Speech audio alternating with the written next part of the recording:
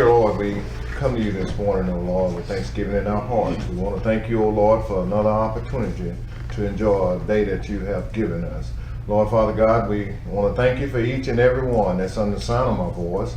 Thank you for the county officials that volunteer their services, oh Lord. We pray that you continue to guide them to do the things that are right and pleasing in your sight. Lord, Father God, we want to thank you for each and every one in whatever capacity that they perform, duties that they have in the county.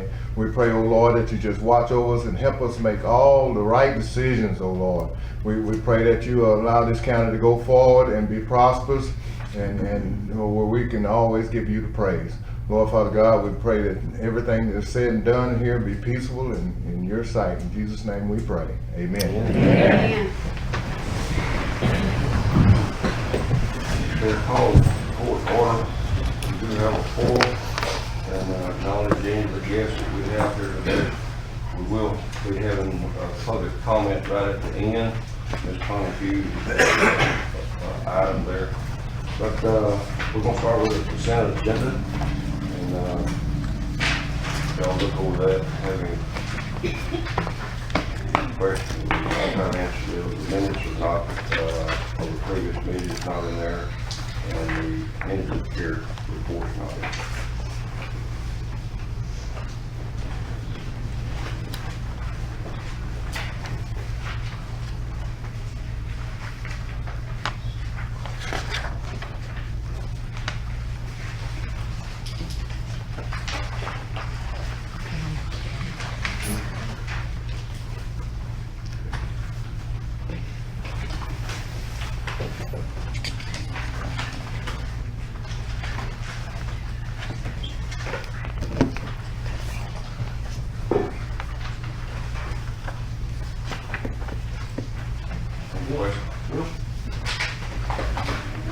I didn't have a question.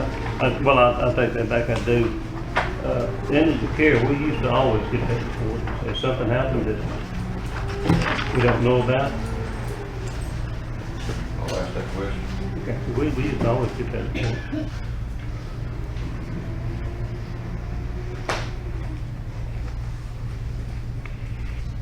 I make a motion to approve the minutes. Second. Or the reports. Okay. Motion is made and seconded with accept the consent agenda. There's no discussion. All in favor?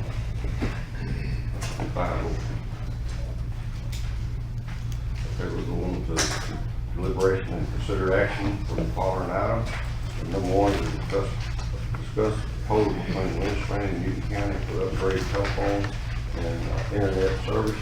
And we're going to let Mr. Mike Estes come on up.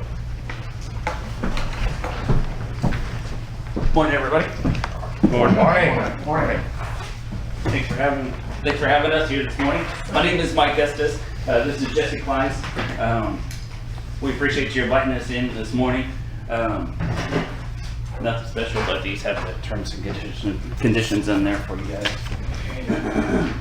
But what I'd like to discuss for just a few minutes is I was tasked by Judge Weeks and their team to bring in and build internet service that's going to be built for the future. And he tasked me with that, and I accepted that challenge.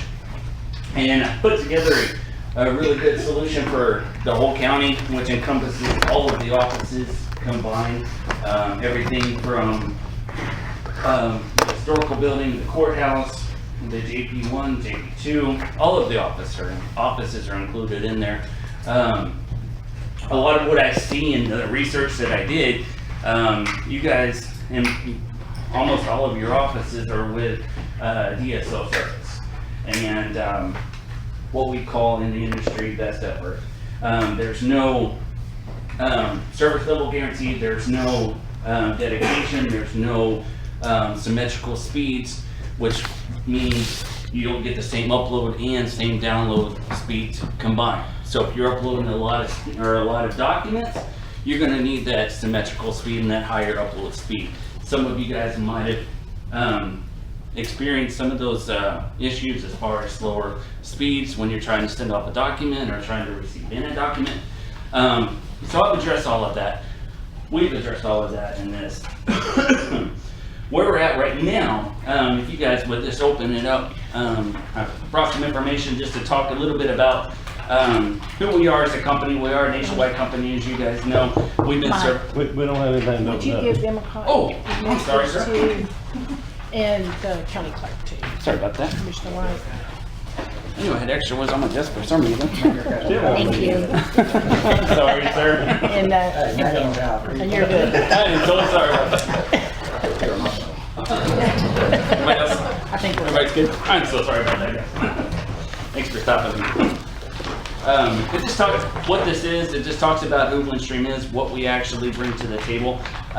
We've made a lot of changes over the last couple of years, and you're gonna see the local faces. I know with Miss Liz, she's seen my face probably more than she wants to at this point. So, but I've got a chance to get to know Judge Weeks as well, and their whole team, and I'm blessed to do so. And so what this actually is, just skimming through this, is just the first page talks about just fiber in itself. Because what we're wanting to do, you guys have copper in the ground right now. Copper has been around for centuries and centuries, and a very, very long time. And what we're proposing is to bring in fiber products, which you're gonna have less degradation. You're not gonna have the copper sitting in the ground, in the water, deteriorating over time. With fiber, everything transports through light. And so it's gonna give you a much more consistent speed. It's gonna give you a much more dedicated service versus what you guys have, with the DSL that you guys have in all your offices right now. And it's gonna provide that higher speed. So there's a lot of advantages as far as where and what you will be gaining from. If you flip to the second page, you'll see some of the features that are on there. It speeds up to 1 gig. It is an expandable product. When we had a couple of meetings over the last month, we talked about what speeds would be best, because we definitely don't want to get into a situation where it's oversold. We want to do what's best for the business and for the county and for the residents and for the pricing. And so in those meetings, we talked about what it's being used for. What do you guys need? What are y'all's plans for the future? Obviously, we can't foresee the future, but we can predict what's up and coming. And as you guys know, bandwidth is on the rise. The biggest question that I get, I know Jesse gets on a regular basis, is how much more bandwidth can I get? We made a couple changes within the county already, and some of them are very happy as far as the speeds. Some people are very envious of this office. I won't mention any names in there, but but it's a really good service. It really is. And I'd like to propose to bring that to the county courthouse as well. You guys are sitting right now at 10 megs. With the new solution, we're gonna bring it in. And if you guys are familiar with the multi-platform virtual private network, we're gonna build a network for all of your offices. I'm not a technical person, that's why I brought the expert that's technical. If you could just bring in and talk a little bit about the MPLS and we can. Yeah, so what we're gonna do is, we're gonna have a 100 meg pipe coming into the main site, which is here at the courthouse. All the remote sites are gonna be 20 meg sites. Incorporated into that, we're gonna have a cloud-based firewall solution for you guys. That's gonna protect all your traffic going in and out to the internet, virus protection, protection from attacks. All of the remote sites, we'll call them, will have traffic that will hit our edge router, which is our main routing device to get traffic back and forth across the network. At that router, it'll make a decision on, is this traffic destined for the internet or is it destined for the MPLS network, which would be your private network. If it's destined for the internet, it'll send it to the cloud firewall for inspection and traverse the internet. If it's for site-to-site traffic, it'll send it here or wherever it's trying to go to across the private network. It will allow all of your offices to talk to each other and talk to you guys at the courthouse as well. It is a futuristic solution to help you guys prepare for the future and be able to grow instead of being stagnant or stuck in the copper world. It's a very scalable solution that, if something happens and you need some more bandwidth, it'll be a fairly easy solution for us to go in and just increase the bandwidth, give you a bigger pipe to meet your needs. As you guys can see, we've met those challenges that Judge Weeks and his team has put forth with us. I know you guys have experienced an outage last week. Good thing about that was on the copper. We are looking at upgrading that to the fiber. And my personal recommendation after speaking with our team and some other people within the company, you always want to have redundancy within your system to avoid any of the outages that you guys might have experienced. Most of you guys experienced last week because someone dug down a little bit too deep where they weren't supposed to dig, hit that cable and hit that copper line. Whether it's with our company, whether it's with AT&T, any of those other providers, we are the incumbent for this area right here, which means we carry the last mile for all of the internet.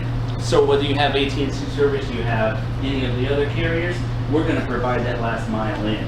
So the outage, more than likely, 99% positive, it affected everybody that had service around here. And so what I recommend in here, I didn't put it in the proposal, but after the outage, I recommend go ahead and keep in one or two of the existing circuits as redundancy. Maybe the 10 meg that you guys have in the courthouse right now, and maybe another one of your main sites for that redundancy. In fact, in the event, we can bring a diverse loop back in on the fiber side to try and avoid any outages coming through. Does that make sense? We'll try to eliminate as many single points of failure as we can. That's Right. what we're going to do. Because we definitely don't want to see that happen again for you guys. And these other pages just talk about the dedicated internet. I want to talk a little bit about the managed router. Managed router, what we have in this proposal is we are going to, in most cases, you're going to be able to identify anything that's going wrong on your network. Anything that could possibly be coming up, could cause an outage, could cause a bog down in your system. With this managed router, that helps eliminate all of those issues. And you guys do not have that on your lines right now, but it's very probably, you want to speak any more to that? Yeah, so on the managed router, all our circuits will connect up to those routers, and then your local area network will go into there as well. And we have a operations center that monitors that equipment 24/7. So whenever a circuit starts failing or starts, going into a degraded state, they'll be able to identify that. Of course, the goal is to always get a ticket open before the customer's able to call in.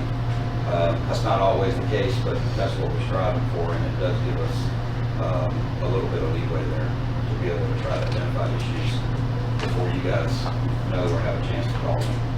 Just being proactive all the way around for you guys, just to help things roll a little bit smoother.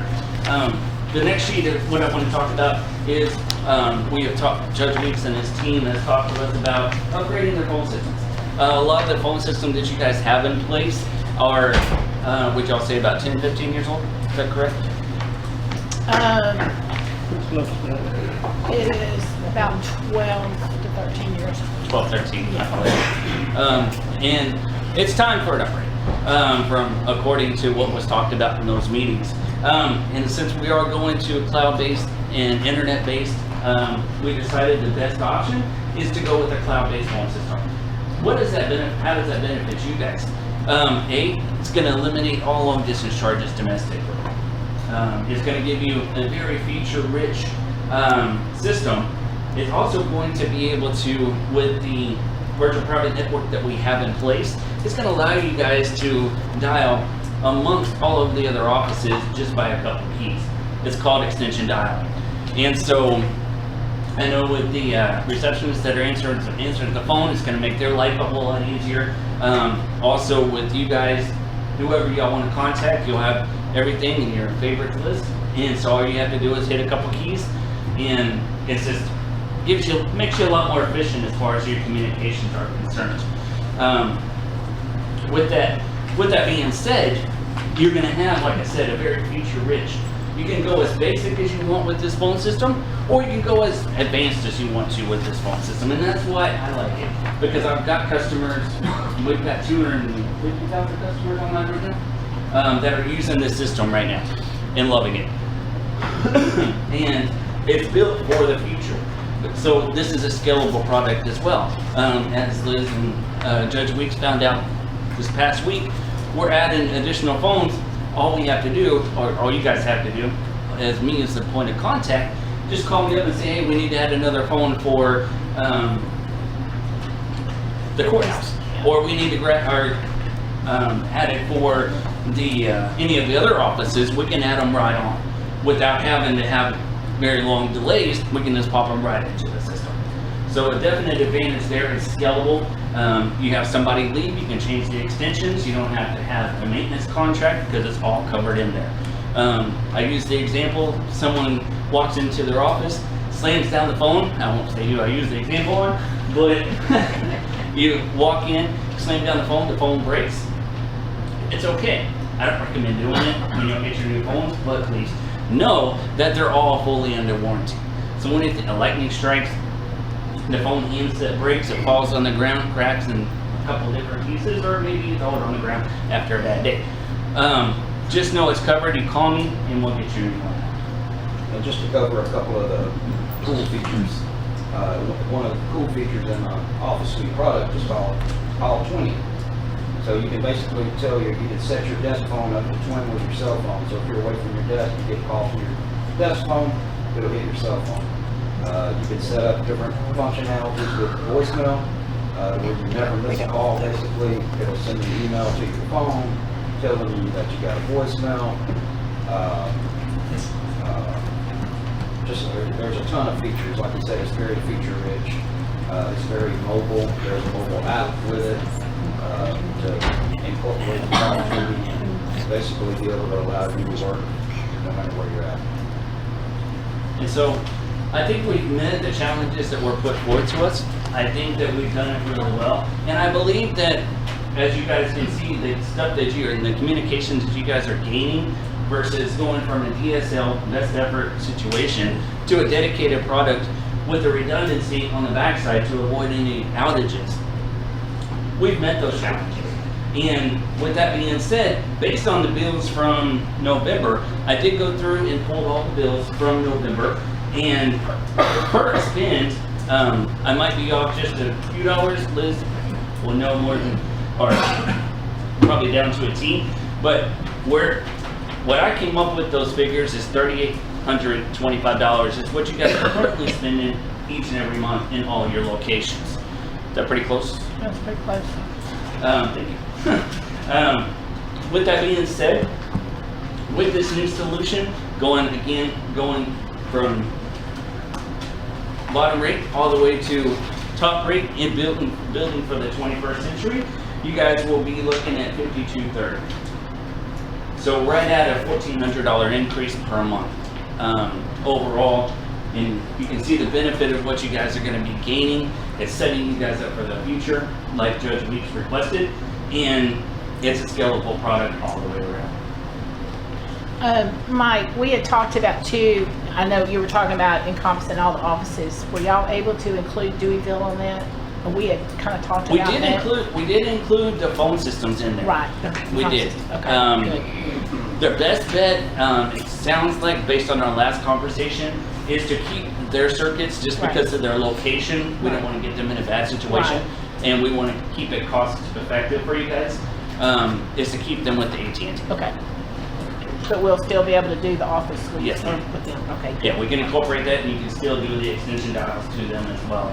And that way, all of the locations are incorporated into this whole network That system. includes precinct one. Everybody, they No, did sir. all the. There is no initial cost. That's the great thing about this phone system. If you guys have ever bought a phone system, you have a huge upfront cost. With this, you do not. You have a monthly bill. There are some installation costs, but those can actually be ran through and put them into your monthly billing over the life of the agreement, which is pennies on the dollar. At that point, Yeah, and that's been done before. So you have a couple different options, but no, sir. In answer to your question, there is no upfront cost to get those new phones placed in there. Another feature there with the cloud-based phone system is we don't have clunky hardware sitting in your basement, require software upgrades for you guys or your IT people to take care of. All of this equipment resides in the cloud. It's all our responsibility to keep updated. Software patches, whatever happens, we roll it out, typically transparent to the users. And we also included the conference phone for here in the courtroom for when we have meetings and stuff. We included that also. Yeah, if you guys turn to the very last page of your booklet, you will see what Ms. Liz just talked about. It has a conference phone in it. It also has a cordless phone for one of the locations that is kind of remote within the courthouse. And if you look on the page right before that, those are the phones that we're looking at. Those are great phones. I use them I use it personally, not only in my home office, but actually in my business office as well. I've talked to a lot of you guys on those phones. I've talked to you on speakerphone. I've talked to you guys on the handset. And would you say the clarity is very good? Yes. And it's a good product, and it's a great phone at a great price point. And so the great thing about that also is the fact that you guys aren't stuck with those phones once the agreement is over. What I'm going to proactively do, get in touch with Liz or whoever's in charge of this whole situation, or bring it back to the commissioner's court, say this is the latest and greatest that's on the market. If you guys want to upgrade your phones to keep up with the latest and greatest technology, you're able to do that. Again, no out-of-pocket expense. We come in and just do the upgrade on your phones and revisit the contract. And so you guys are always going to be on that scalable product with the latest and greatest technology that's out there. Whereas before, y'all have been somewhat stuck in what you guys can do and how you guys can grow. Where with this, as you can see over the last 10 minutes, I've got a product for you guys that's going to help you grow into the future, just like you requested. One other thing I'd like to add about the phone system is 3-4 years ago, Windstream bought a company called Broadview Communications out of the Northeast. Broadview owned this Office Suite product, this Office Suite platform. So this is a Windstream owned platform. We don't have to go to ShoreTel or MyTel or UTel or TheyTel to get upgrades done or get bug fixed and do that stuff. It's all internal. We own it all. Just cover the entire county, that's south and All of the offices, yes, sir. all of Mhm. Now y'all stay on down in Deweyville and Bill's office will stay on AT&T, Right. but they've got a program that we can use that we'll be able to just intercom call to y'all. Extension aisle. Extension dollar or whatever. So the internet problem's still not solved. Not in your area. You refer to the 30, The 3825? that was the billing for the entire county. Yes, sir. Yes, sir. That is all the offices combined. The floodplain office, the county courthouse, the one of the extension offices. JP2. Yeah, the 3825 is the Windstream billing. Yeah, that's the Windstream bill. It's not y'all's AT&T. JP1. So all the offices are encompassed in this whole solution and the pricing that I put together. And like I said, the only thing that's not in there, and this was an afterthought after the outage, and I apologize about that, is keeping one of those, or two of those circuits at the main location for the redundancy. I highly recommend that, because you can't go wrong, especially if we're gonna move into a more advanced technology world. We definitely want to have that redundancy there. And everything is built and ran on the internet now, as you guys know. Earlier in the conversation, you mentioned receptionist. Does this mean that we've got a console, we got to have a receptionist answering all calls? Okay. Yeah, every phone will have its own direct inward dial number.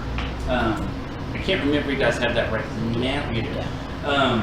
That will stay the same. All those numbers will definitely port over, so you'll have the same numbers that you guys currently have through that porting process.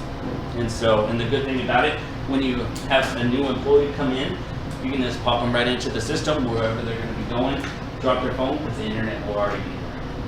If they leave for some reason, hopefully they don't, because you guys want longevity, you go in, change the extension, get them a new direct inward dial, and everything's set as everything goes. So it's a lot more simplified for you guys all the way around. And Mike, once it's, they approve a plan or whatever, how long does it take to get everything implemented? With the fiber, you're looking to run the fiber, you're looking anywhere realistically 60 to 90 days. You can get their phones in a little bit sooner, but we like to bring the whole solution in at one time. And so on the longevities, on the long side of it, again, 90 days. 90 to 120 tops. I mean, permits and digging and, you know, whatever obstacles we may encounter getting a fiber laid, I definitely don't want to overpromise. So the fiber will have to come into the courthouse, correct? Yes, sir. And we've talked about in that in one of the other meetings. We know this is a historic building. There's already boards that are brought in to be able to run through right through the Well, I was more concerned about the tubing, whatever, from these wells. concerned about what I'm sorry. The tubing for these, water wells, geothermal wells that we have, there's wells all over this courtyard. Okay. Well, are they identified or? No, probably not. When you hit them. Yeah. So that may be a concern. Of course, that's supposed to be a certain depth, but Yeah, we should have a map of them too. y'all hire contractors to bury cable too, or used to, so you know how that depth Yeah, goes. absolutely. And usually it's layered. Usually just like you just brought up, it's usually layered. We don't need a whole lot of deep depth in most of those other things, if I understand correctly. I'm not familiar with your situation, but most of it's a lot deep down, dug down a lot deeper. And so I think you guys will be fine because we're just going, Not very deep. I think it's Probably tops. 3 foot on the top side. So I don't think you guys are down very much further, would you say? I think it's supposed to be 5, but again, you've had contractors to bury cables.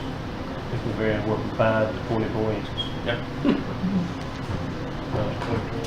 this takes it out of library, that takes it off. Yes, and explain that, where our main interest is the library now, Mhm. and we're gonna discontinue that and bring it all to the courthouse as a hub, and go out from there. At where the library is at, yes, we will replace that with the virtual private network and the speeds there. When he said 20 megs, some offices don't need the 20 megs. Some offices need more than the 20 megs. And so it's we can allocate it however you guys want to. So it's not set in stone. And so over at the library, you guys are still gonna have the same great speed that you guys are experiencing right now, and it's still gonna be symmetrical that you see right now. Does that answer your question? This Yep. company's leaving the library, right, and coming here. Yeah, the hub's gonna, what they're asking, the hub's gonna be here instead of the library, right? Yes. Okay. Yes.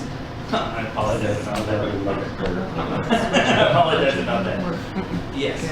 Everything will be Eliminating that. coming out of here and stretched out. So that means Mike's office is gonna be on this too, right here? Every county office.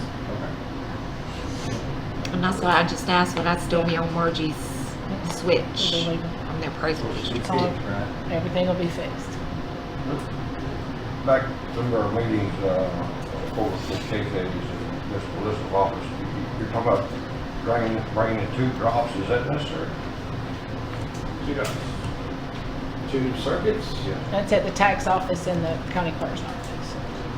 No, That's not clear. because there's 2 offices that need additional internet that they don't have. They're sharing it right now. Oh, okay.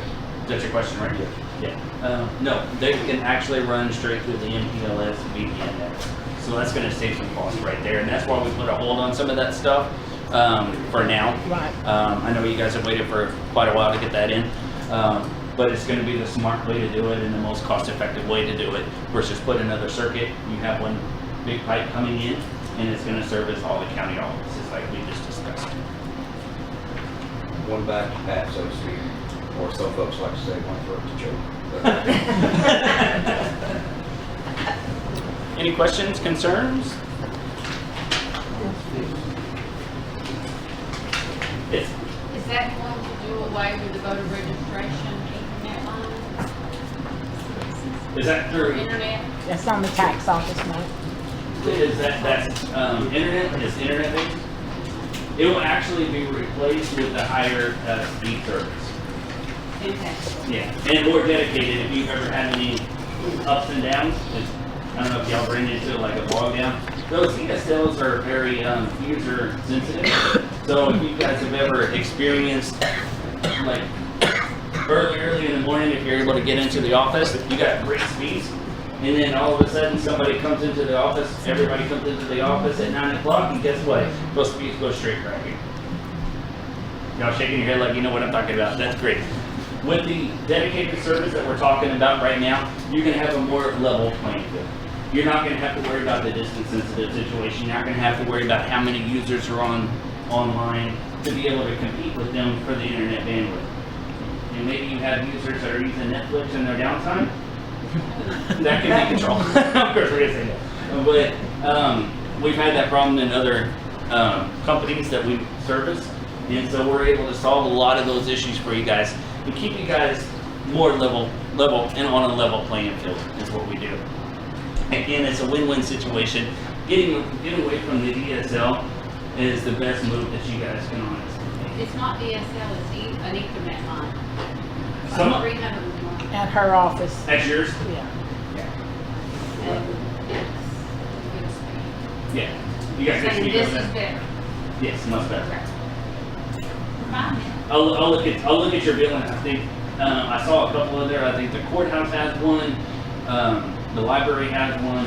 You guys have one. The tax office has one. And a couple of those, like the bigger ones. That's why I mentioned keeping that redundancy in there, especially for here. It'll be the best thing you guys could do to keep your internet up and running, especially if your phones are running off of that. We're gonna add bandwidth for you and deliver it in a better way across fiber rather than copper. More reliable and more futuristic. Copper facilities are going bad out there for everyone that's got copper in the ground. It's getting old, and most of the carriers are not really wanting to spend a lot of money to repair the copper. They're investing in fiber optics. And you're kind of stuck where you're at. I mean, you're limited on what you can actually upgrade. Like with this situation, you guys, the courthouse right now is at 10 megs. Probably the most that you're gonna get is 15 to 20 at the most.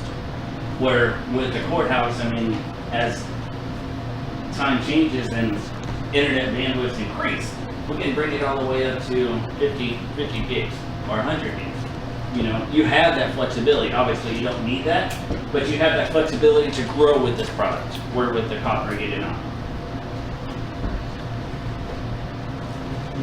Check the present district, see if they want to change their I next don't know, it's changed what we're talking about. Judge, did you ever talk to the present district to see if they wanted to get involved in?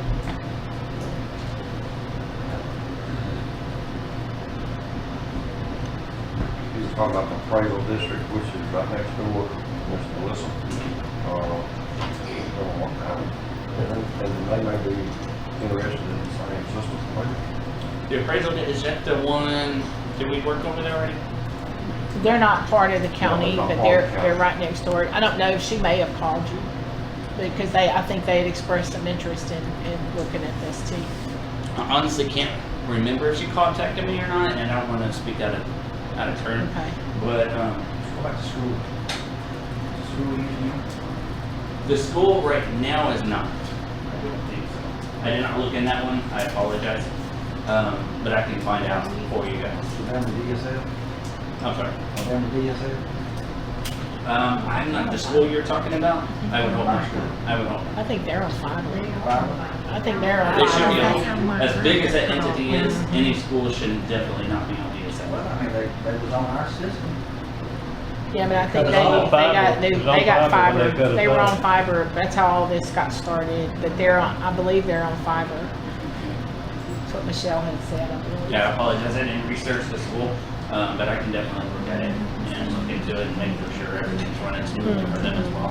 I haven't heard any complaints, and I've been over in Newton for right about a year now. And so, I'm definitely here to stay. You have one point of contact with me. You have any questions, concerns, a couple of the people in the room know I'm very responsive, and I will get back to you as quickly as possible. Anything happens, we are dealing with technology. So that's gonna clean up all that mess and sell it? Well, We did talk about that. we did talk about that, and so Did we there'll be decide some where? further discussion about, you know, Where we're gonna place it? Because we talked about moving it from the other building and housing it in, all the equipment into the courthouse itself, aside from the basement. And so, did we, They decided. No. We had some discussion about it. We're talking about the historical building and, you know, how do you enter it and how do you leave from it. So we got to address those problems. and our team, y'all's team will definitely get together, and make for sure it's a good experience for the future moves that need to be made. I don't know, I think we still, it was asking it, when we got the grant, and John may be able to speak to this, when we got the grant for the courthouse, it was like after 10 years, we were supposed to not have to ask them every little thing, but I don't know what's covered under that. Is that right, John? Do we still need to ask them if we're gonna move something, a major issue? Yeah. I think they're still wanting us to check with them, just to be safe. Any major stuff that we do. I know we can change the paint colors, put down baseboards, do whatever we Yeah, want to without but any the other, problem. I think the major stuff we still have to They so touch base concerned with. about it, you can look at it. No, you don't want to come look at it. I haven't even seen it. They're coming. Y'all have any more questions? Questions, concerns, anything we might As not long as have it's cleaned touched up, as long as we get it out of the library. I'm sick of being in the library. Like I said, our team, Judge Weeks' team, will all work together to make it a really good experience for you guys and put it where it needs to be, you know, and get the technology I in think we're line. all sick of hearing my phone don't work and my computer don't work. Amen. Yeah. Well, and this is a discussion we've been having, is to make sure what we do right. So, you know, Mike and I and Liz, we've been in several meetings, and approached it different ways. But, as we move forward, and, we won't take no action today, but, I think there's a few more points that we need to address that, when we do make this move, we want to make it for the future. Absolutely. And Shannon was in on the last one too, you know, as IT. Mhm. And, you know, he had brought up a few questions and they answered them for us. And, we had brought him in because it's gonna affect what he's gonna have to work Right. with them when they start setting on this plan. Well, say if y'all not here next year, and we do this phone system, who's gonna take you and who's gonna take our problem and, Are you talking about me personally? I'm talking about Windstream. Windstream will definitely be here for many years to come. Who you Regardless. ask? Regardless, huh? Hold on, who you ask? I understand. Okay. But I've done a lot of research on it. I'm here before you saying that Windstream Services will be around for many, many, many, many years. We are the incumbent carrier in the area, so we cannot go anywhere, simply because of that. So the concern, I get that concern a lot. The concern of here today, going tomorrow, that's not gonna happen. So you're saying you cannot sell, Windstream cannot be bought? They can, I'm telling you, they're in trouble right now. but They the know the truth. but the service I don't have services. near enough coffee or peppermint. So being an independent local exchange or in the area, there's a responsibility there by legalities that it can't be pulled out of here. So even if Windstream were to get bought by someone else, or they were to sell that ILAC off, there's an obligation that has to be enforced to take care of these services in those markets. It's not just here. We have a lot of these areas in Texas and this East Texas in general. So that'll be put in y'all's contract to us? That will be took care of? Nothing will actually change.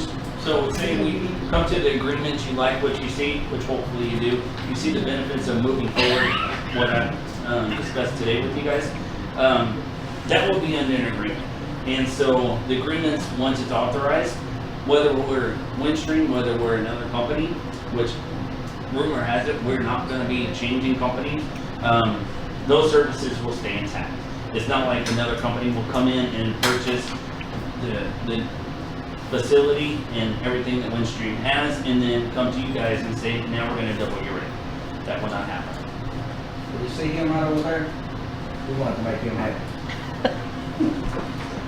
All right, I'm just gonna tell the commissioner, since he put me on the spot, if a company buys another company out, and everybody knows this, you buy out the liabilities and obligations of that company. Typically, that's in the buyout agreement. And if the liabilities and agreements are bought out, which they are bought out whenever one company takes over another company or the company is bought, the new company, assuming those, has to take on those liabilities and obligations under the contracts of the buyout. Now, doesn't always mean that that new company is going to be as generous and nice and things of that nature as the company that we're dealing with initially. But they are obligated to honor the contracts and agreements that they buy out from the company that they buy out. And that's pretty much, and that's in better terms, what he has explained, pretty much what I just said. They're not gonna come in and change the company and change your agreements that we have in place right now. You guys are still gonna be receiving the same service, and you'll see very soon better service, and again, built for the future. That should not, I mean, I would suggest not letting that be a big concern for you guys.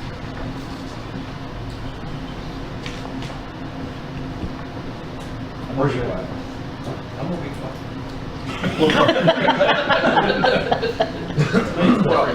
Well, when we get to that point and enter in some type of agreement through the contract, then we look at it and scrutinize, and our legal department will be looking at it as well.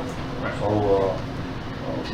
we'll look at it that time. For sure. And also on your paperwork, that's why those two are identified. The terms and conditions are on yours and yours. We'll get a copy to our legal counsel. Yeah. Because there's probably additional 10, 15 pages. And so some people don't care to read the terms and conditions, but I know you guys definitely want to see them as the judge and the auditor definitely wanted to see them. Is that like on Yeah. Yeah, all the county offices will be included. Should we talk to Margie or the appraisal district and see, since they're doing all this, we better do it before we do any of it and wait till we get to it and she We're says not- no?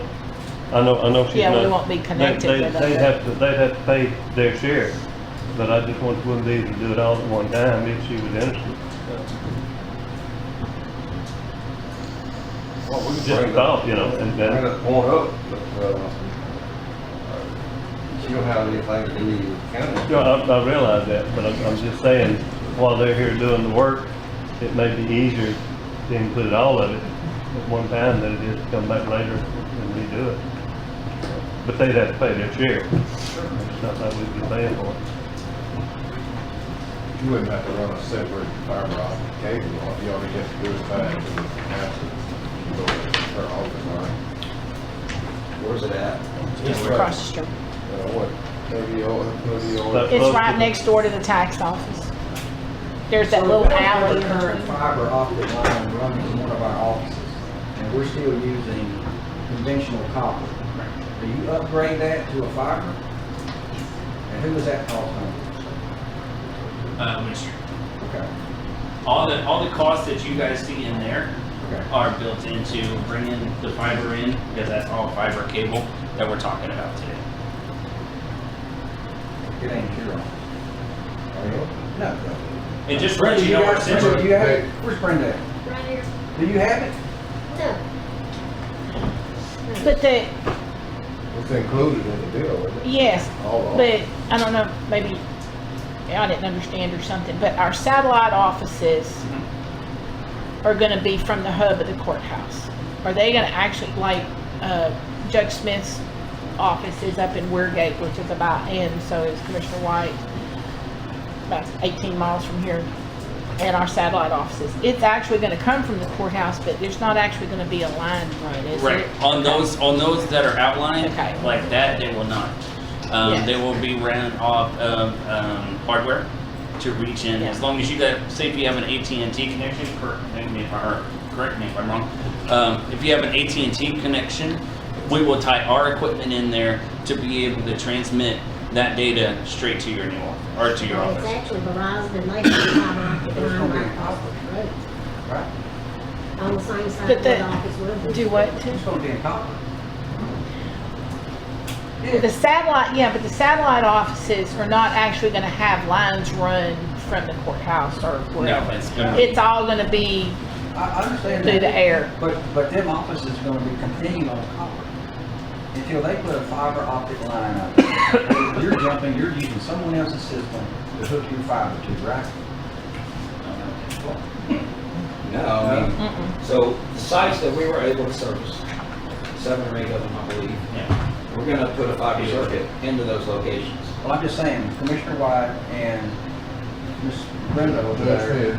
Well, I'm same situation, I'm AT&T. Well, he's 18 miles AT&T. from here. They're gonna fix you with AT&T there.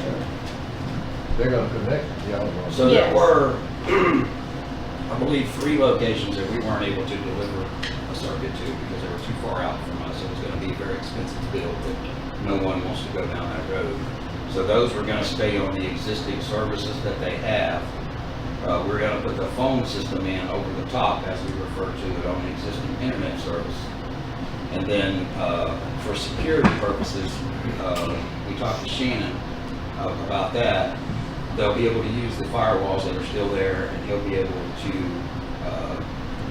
access those sites through our firewall via a VPN, our VPN access, virtual private network. Done. But those sites won't be a part of the MPLS, But the phone system, yes. but the phones will still. So my internet stays. Is that what you're saying? Yeah, if you have Verizon out there on those remote sites, the ones at 18 miles an I hour. understand this. I understand this needs to be fixed. All of our county offices need to be fixed. So what is this? This does not affect our rural areas at all. That we all have, right? So which 3 sites are not gonna be included?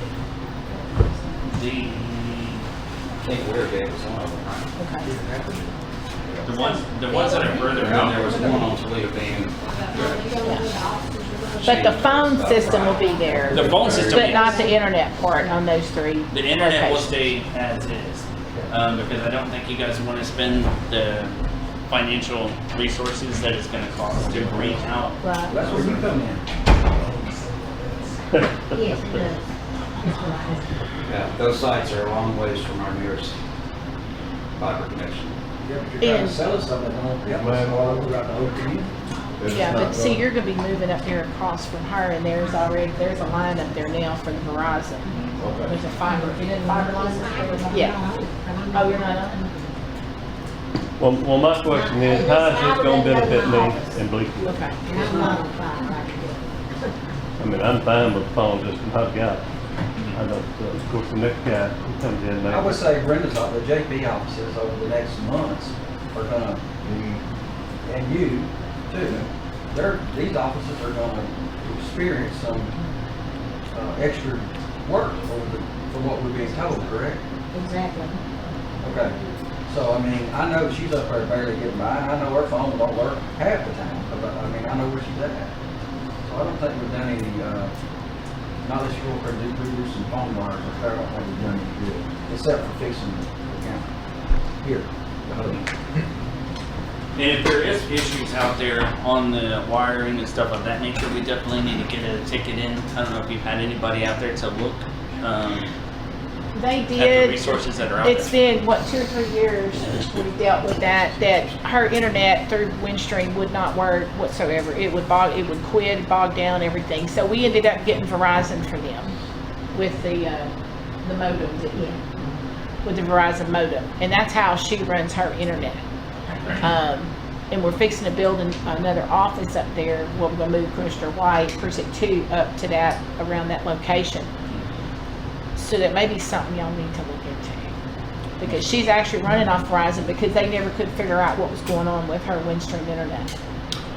How far does fiber go up 87? I don't know. But I could, well, I mean, that's something we can look into. Because I know, I know they buried them lines, burying all them plastic lines up and down the roads. Does that have anything to do with anything? oh yeah. Well, they was run everywhere then. Yeah, they're all in Burgundy, sure. They put every water line between here and Berkeley. And I think they were going, those cell towers is where they were going. See, there's a fiber optic line right across 1415 from my office. It's Verizon. And I'm not on it. Not fiber optic. It could be run, I guess, but I know I'm not on it. But they laid one, I guess, last summer. Well, he's saying it ain't one. This is No, they Verizon don't. though. Yeah. It's not a Windstream It's line. not Windstream. You can't jump in them circuits? You can't get into those circuits? If it's, so, if it's another carrier, in these markets, we can't resell that.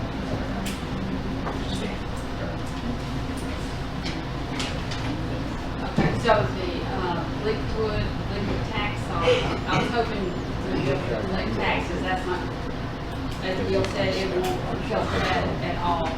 Okay, do we build VPNs on the tax side to move to the server?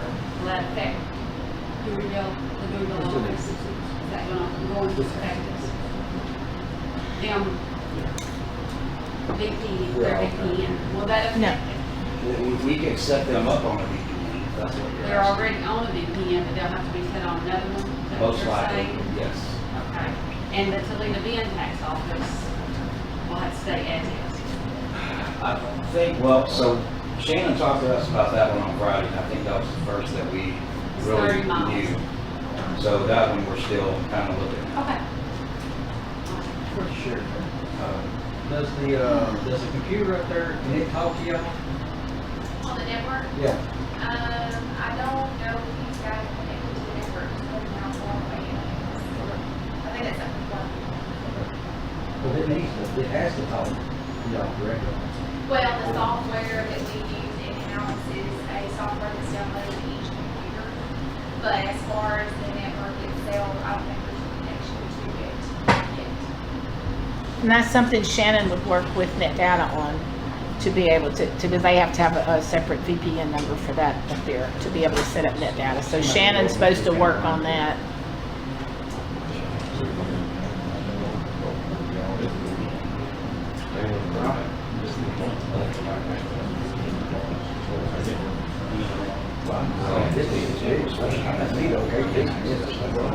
Well, I mean, it's not today, but I mean, this guy's big. Else for his access. To those sides. Gotta get out and sell it. Gotta get it out there for big. And I think there's some more questions that Shannon probably is gonna have Where's he after we at? sit down. He's off this week. And I forgot he was on vacation. I was texting him at 7:15 this morning. Yeah, we spoke with him on Friday. Yeah, so they're working with Shannon to get some of these questions answered, and so when he gets back, we'll get those done. I think, we kind of opened up a little different avenue than just when you live, I do that. So, as we move forward, I think we have another meeting. For sure. Sounds good. We appreciate it. Hey, no problem. Sir. Thank you, guys. Thank y'all. Good job. Good job. Okay, we'll move on to number 2, the resolution create a census 2020 police count committee. And, Ian Flynn was supposed to be here, and he got caught off on, probably counting people. But another young lady over here wants to send his case for us. Well, after that, I think I'm leaving. Just kidding. My name is Shantae Trescott with the U.S. Census Bureau, and as Joseph said, you're a partnership specialist for this county. His name is actually Ken Winters, but our team is actually Northeast Texas, and we are branching down a little bit to help out the Houston. So he's in Kaufman County this morning. They're trying to keep people from wanting to volunteer and not from people's doors. But Census 2020 is coming. Census Day is actually April 1st, 2020, and this is the decennial census. This is not the American Community Survey that some of you might get on a monthly basis. This is the count that only happens every 10 years. This is the account that's associated, it's the count that's associated with apportionment, with funding, with redistricting. This is the big one, the one that only comes around once a decade. And this is an opportunity for your community to be counted. The resolution that Judge Weeks is talking about is to form what's called a complete count committee for the entire county. We had a meeting last week with the East Texas Council of Governments, and they are actually going to appoint county coordinators, but those are just going to be helpers, basically. That you and your community, you're going to have to get together to determine what's the best efforts and the best way and the best outreach for everyone in your county to be counted. In 2020, you guys know that at this point, basically everyone is hesitant to work with government for different reasons. Everyone has different motivation or lack of motivation for wanting to be counted. But the fact of the matter is that everything that you guys have been talking about here today, there's funds that belong in this community, and the only way to get them back into this community is for everyone, every single resident of this county and the city in the county to actually be counted. But if I go knock on their door, they're probably not going to open the door for me, right? So they need to hear from the people in their communities that they trust. They need to hear from their leadership, why it's important, why it's safe, why it's confidential, how all that information is protected, to still, again, bring back the dollars into this community. School funding is totally tied to census dollars. Any kind of grant funding that you are trying to get or want to write for is all census-based. A lot of that is also focused on the low-income community, and those are the people typically that are the hardest to count. They don't feel that they have a reason to respond, and really everyone is extremely important in letting their voices be heard. Your roads, everything, again, listening to this entire conversation, a lot of what kind of companies can bring services here is based on population. So if the numbers aren't counted, just because they're not responding doesn't mean that you don't have to provide services to support the people that still reside here. So that's really kind of the short story. There's a really long story, but you guys have had a very long conversation already this morning, so I'll not bore you with additional details. But the main thing is to get ready, because actually less than 90 days from now, there's going to be a snapshot taken. But what I wanted to share with you this morning, and we shared this at our meeting last week, is there are now 2 additional ways to respond to the census that have never been available before. So people will still get a form in the mail if they have a city-style address, which most of the people in Newton County do not have a city-style address, which means they won't get a form in the mail. So the other 2 ways to respond will be via phone and via internet, which makes this morning's conversation extremely interesting. So if they're not going to get a form in the mail, then how will they know that they need to respond? So that first thing that should go off is if people don't get a form in the mail, that means an undercount will probably happen. So that's why this complete count committee is extremely important, to educate people on responding. So if you don't get a form in the mail, you're not going to have a unique code, but that does not mean that you cannot respond. Everyone can respond with their address. So the goal of the census is to go into areas that are hard to count, that are not going to receive those postcards, so that's this community. So what the Complete Count Committee will be doing is formulating efforts and working with already existing community events, community partners where people are already coming, again, where those trusted voices are, so they can have a place to respond to the census, either via phone or online. We're also encouraging people to apply right now to work for the census, because again, if you can't catch them in a community event and they're always at home, someone's going to have to go knock on the door. And so it's much better if it's someone that they know. And then they'll open the door, because as you guys know, the census will count you regardless. So even if you never open your door, they're going to go talk to a neighbor. They're going to go to the neighbor's neighbor. They're going to go to all these places. The main thing is that you are able to count the people that reside in your home, not your tax filing household. Because if you have another family living with you, if you own property or you're a farmer and you have employees that maybe reside at your address as well, all of those people again need to be counted, because again, if they're not, you're still supporting them with the resources from the people who did respond. Does that kind of make sense to everybody?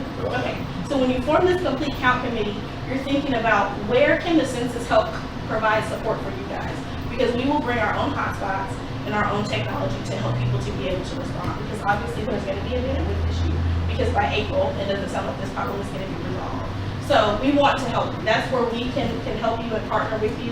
And when Ken is available again to help put this plan together. But the resolution that we're asking for you guys to passed today is basically committing to support your own community.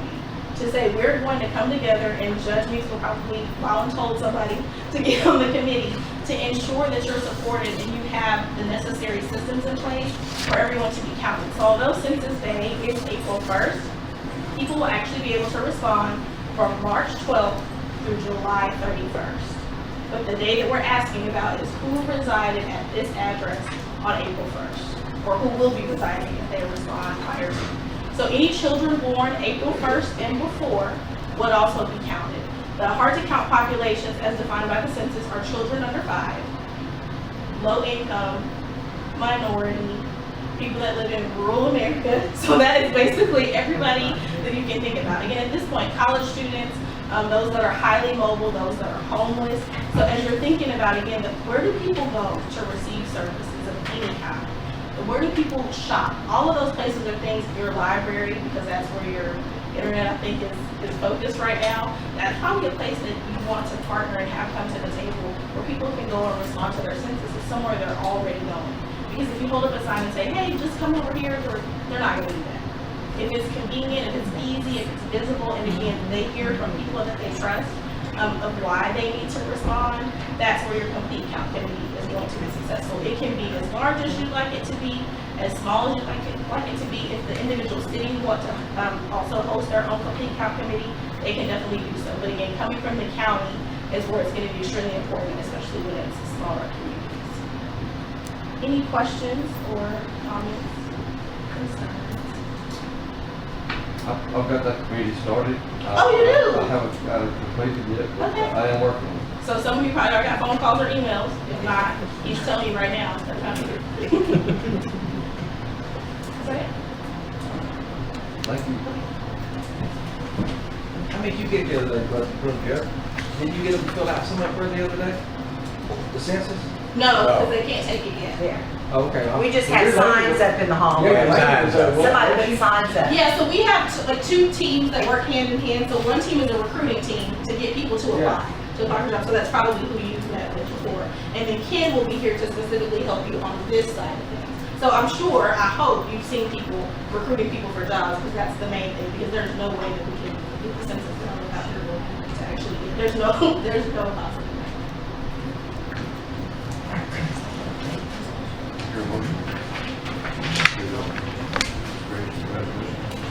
I make the motion that we create a solution for Census 2020, complete count committee.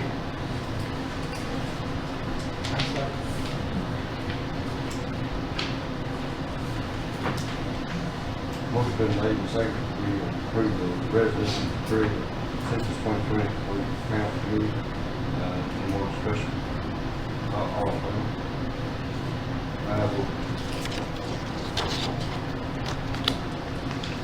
Okay, number 3 is here a report from Brother Joe on the food share annual report. Y'all should have copies. Very good. I got a few extras for folks if you want to. Main reason to be here this year is to thank y'all. I extend to y'all, to all everybody present, greetings from the new food chair. And you know why we exist, because a lot of people fall through the cracks, and one of the very basics is food. So today, second paragraph, I want to thank the county government for providing location and resources to provide one of the very basic needs of people in Newton County, food. Kids don't have enough to eat, they're not going to do good in school, and people aren't going to be able to work and have jobs if they're short on food. I mean, it's very obvious. As a thank you, Susan is going to pass out some engraved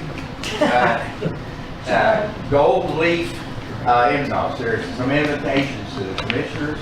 We want to invite you all on January 22nd at a special event we're going to have, and we're going to invite a lot of the people who support us, like Lake Area Cruisers, Catholic Charities, etc., and Lowe's, because as some of you all know about, we have enlarged the facility. We've gotten free shelving, and our business is 30% more than it was last year. Well, background, we did start in 2004, and the increase we've seen since then has been significant. We're open on Thursdays, 10 to noon, and then 1 to 3, second and fourth Thursday. But we do meet people there if there's an urgent need for food. Nobody should go hungry. We are incorporated state Texas as a nonprofit, and are 501c3 of the federal government. We're an extension of Feeding America. You know, a lot of ads out there that mention internet. There's always popping up at different organizations feeding people, and all I can say is I know Feeding America works, because that's the organization we're part of. And same thing with Trout Creek and others. A lot of the food comes in the Southeast Texas Food Bank, and that's Feeding America. We receive a large shipment every month. We also pack, and Susan's in charge of that, prepare food for the elementary school backpack program, so the kids that are qualified to go home on Friday with a backpack full of food, so they don't spend the weekend without any food. We are audited. We are part of the USDA because that's where Feeding America gets. I say part of USDA. We don't work for USDA, but we come under a USDA Department of Agriculture regulations. And we're managed by a board of directors. The names are all there, ready to look at. We've got a lot of volunteers now. The board of directors is probably different from most board of directors. All the board of directors are there every time we're open and in between doing the work.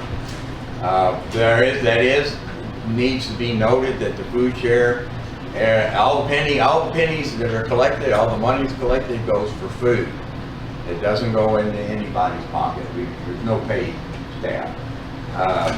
We receive a truck that requires unloading and shelving, by which, by the way, we've been getting help from the county government on that. Thank you, Dick. And Mr. White, we received a truck, and now we're getting 6 to 9 full pallets of food every month. 10 to 12,000 pounds. We really need 12,000. We've developed a good working relationship with Brookshires, and we're thankful for Ms. Gina and many staff there for their support. By the way, one of our funders now is the Brookshires Foundation out of Lufkin. We have a group of dedicated workers from First Baptist that use these shelves to prepackage bags and boxes into what we call a standard package, and then we add to that depending on the family size that comes through. There are volunteers involved in all these steps to put food in the hands of hungry people. There's a list here of people who support us: the Benton County Probation Office, post offices, Southeast Texas Food Bank, an individual, Claudia Presley, the Public Library, JDA. All these are going to be invited. All of y'all are invited, whether you got an invitation or not. In 2019, we distributed food to 32% more people, while distributing 72% more food. And that is because of the support from the county, the support from the people that support us with money, a lot of volunteers, there's a lot of people involved. So today, my main message is, if y'all get anything, we got a young lady talking about nobody wants afraid of the government. Well, that's true, but not here. We do have a government, county government, that cares. And I think, I don't know, it makes me proud to be a Newtonite by choice, not monetary like the rest of it. Anyway, the support of Kenneth Weeks and Tick Fomby has allowed us to expand, so there will be a renovation appreciation reception. If you don't remember the names, okay, because I can't remember. But it will honor the county government 10 a.m. Wednesday, January 22nd at the food share. And we will have refreshments. So if no one comes for either reason, come get a free cup of coffee. I'd like to add that Trout Creek has an amazing food pantry in their work that they're doing. If you haven't been there on 4th Saturday, sometime go see, you will be astonished. there's Bon Weir, there was a food program shut down, but there are some of us here, including the judge and me and probably others, that are very, very anxious to get a real food pantry going down there. Burkeville is just starting up, and I don't know a report on that because I got the board of directors here, and someday they'll stand here and tell you how great it's going at Burkeville. We love Burkeville too. Okay? Nobody should go hungry in the United States of America, and particularly Texas, one of the richest states, and there's data on the back for you all to look at. We take a lot of data, which does help with, getting grants and donations and so on. But the main thing to notice is our business is way up. Number of people, I don't know, part of that's because Bon Weir shut down. Part of it is there's just more hungry people. All I know is we're doing 30% more people, and we're doing more food because of the support, the money, the food drives that are done locally and things that come in, and the county government helping us grow. So there you go. There's even financials, those of y'all that have them, that show we did 138,000 pounds of food this year. And 41,000 pounds of produce that didn't even count in those. The reason for the produce, and someday that's going to go away, for those who are aware that we've been getting pallets of vegetables, fruit and everything in, is because of the tariff wars. That's why they have all these farmers that can't sell to China or whatever anymore, so the USDA is buying it up, and we're down at the end of the chain getting that. But it's an interesting blessing because we've got thousands of pounds of mangoes and cabbage and beets. Those weren't too popular. But apples, oranges, Carrots. Carrot. The biggest carrot. Oh, that's the biggest carrot you've ever seen. So, this past time we got some mangoes and cabbage. The cabbage went quickly, but there was a great big stack of all kinds of peppers, and some of them were poblano peppers. And you only need one poblano pepper for a whole year, but they're so strong. But anyway, people did come get them. So I hope everybody, I'm right there. It's a Wednesday, January 22nd, 10 o'clock. Just come by and look, take a tour, drink a cup of coffee. You're gonna have bacon and eggs too, right? Yeah, okay. Sure. Sure. But anyway, whatever you say, Joe. But anyway, the message is thanks. We appreciate the support, and it's been a great year for the food pantry, and look forward to another great one coming out. We appreciate you, Bill, all the work, and Mr. Parkle. You know, it's unseen what y'all do, but it's not unheard of. Thank you. All right. We accept the report. So moved. What's been made, second, we accept the bid for Joe, discussion. Not all in favor.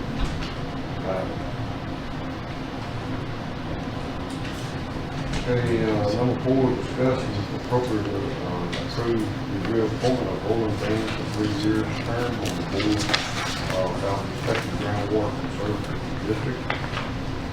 And, Bill, you want to say something? Well, just the Southeast Texas Groundwater Conservation District, which Newton County is part of, their board members are reappointed every three years. My second term expired in December, so this will be for another 3-year appointment on the Groundwater Conservation District. I'm going to make the most before he changes his mind.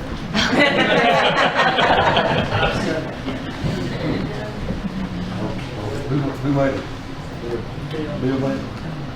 Gene seconded.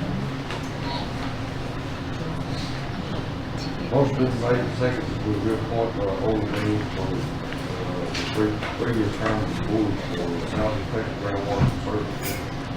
Any discussion? All in favor? 5 votes. Okay, number 5 is discuss and consider resolution authorizing signatures Texas DDG GLO contract number 20-066-05-C18.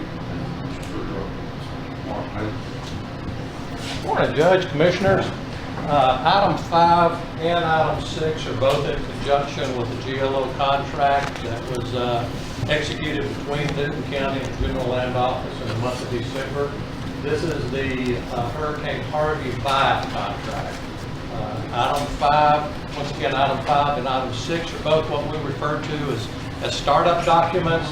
These are documents that are required by the General Land Office, and it's just kind of housekeeping and paperwork that we have to do to get the grant up and running. What item 5 is a resolution authorizing the signatures on the contracts, any contractual documents, as well as the draw requests that are submitted to the General Land Office, and the signatures that are authorized in conjunction with those draws.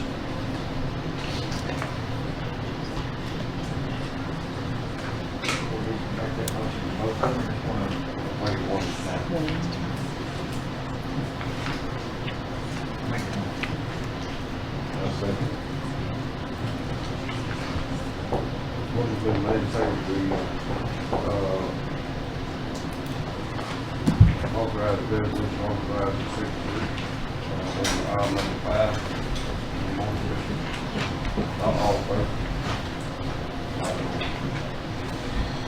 Likewise, on number 6, discuss and consider the resolution adopting the learning policy and procedure for civic right, civil right, and equal opportunity English, efficiency plans and fair housing for fireboat Texas community development, block grants, programs, authorizing publication for our notice.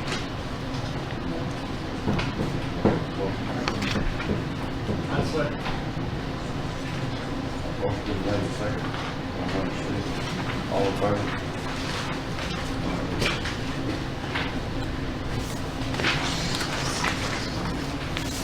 Number 7 is discuss and consider confirmation of April Fair Housing Month and authorize the confirmation of Fair Housing Public Service announcement.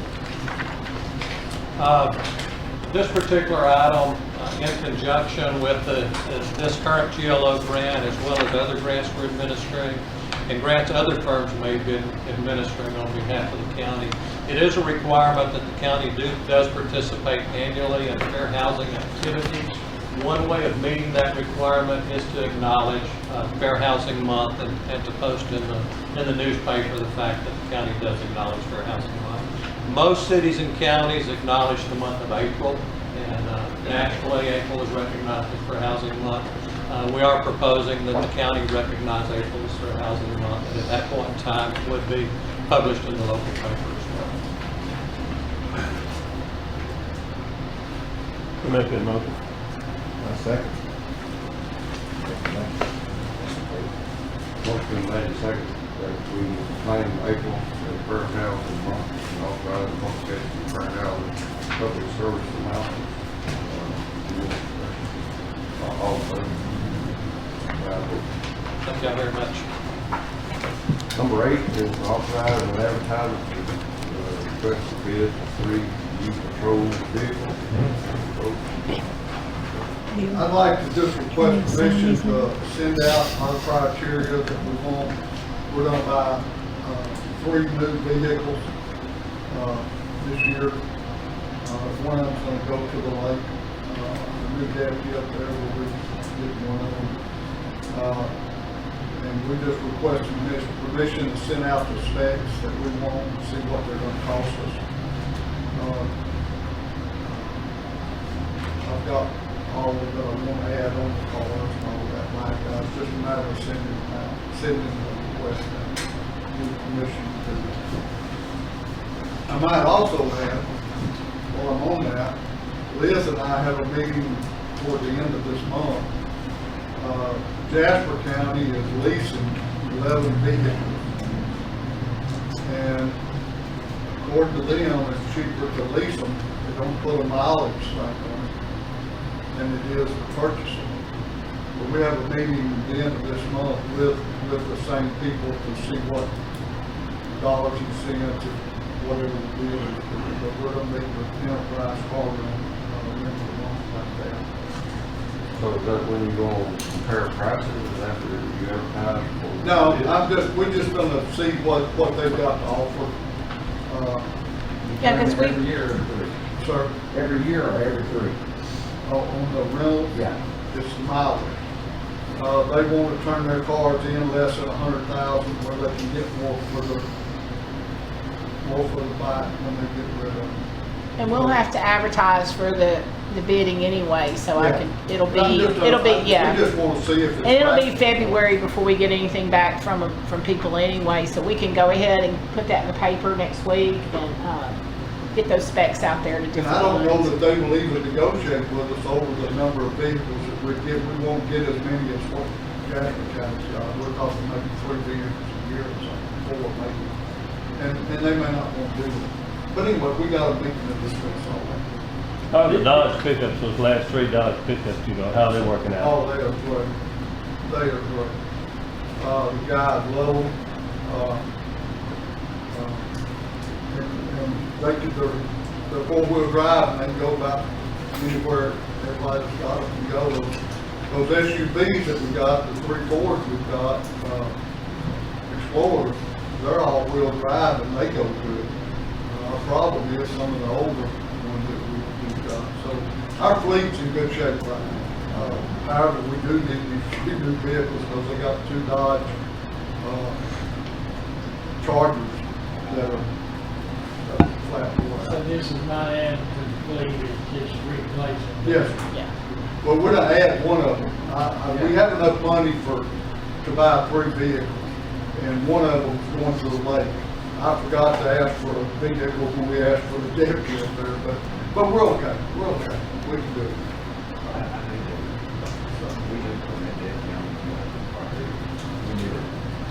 But he's gonna get a new truck sometime. I'm not sure what kind. Make the motion that we authorize that, advertise for request for bids for 3 new vehicles for patrol vehicles. Just keep moving. Second. Motion is made, second, we authorize the sheriff to request the bid for 3 new patrol vehicles. And you may not even be on that one. Not all votes. 5. Okay, number 9 is discuss appropriate approve adding telemed, Dr. Young as the jail physician. Yes, Dr. Young can come today, so, it's just me. I'm Amy Young, so I will be speaking on behalf of him, and for nursing, sorry. She needs to speak up. The last time we spoke, we wanted to go over the numbers that was actually being spent within the jail. And so this is kind of a summary of everything. And I have 2 that are the full ones, and one with like the actual full report. These are the summaries of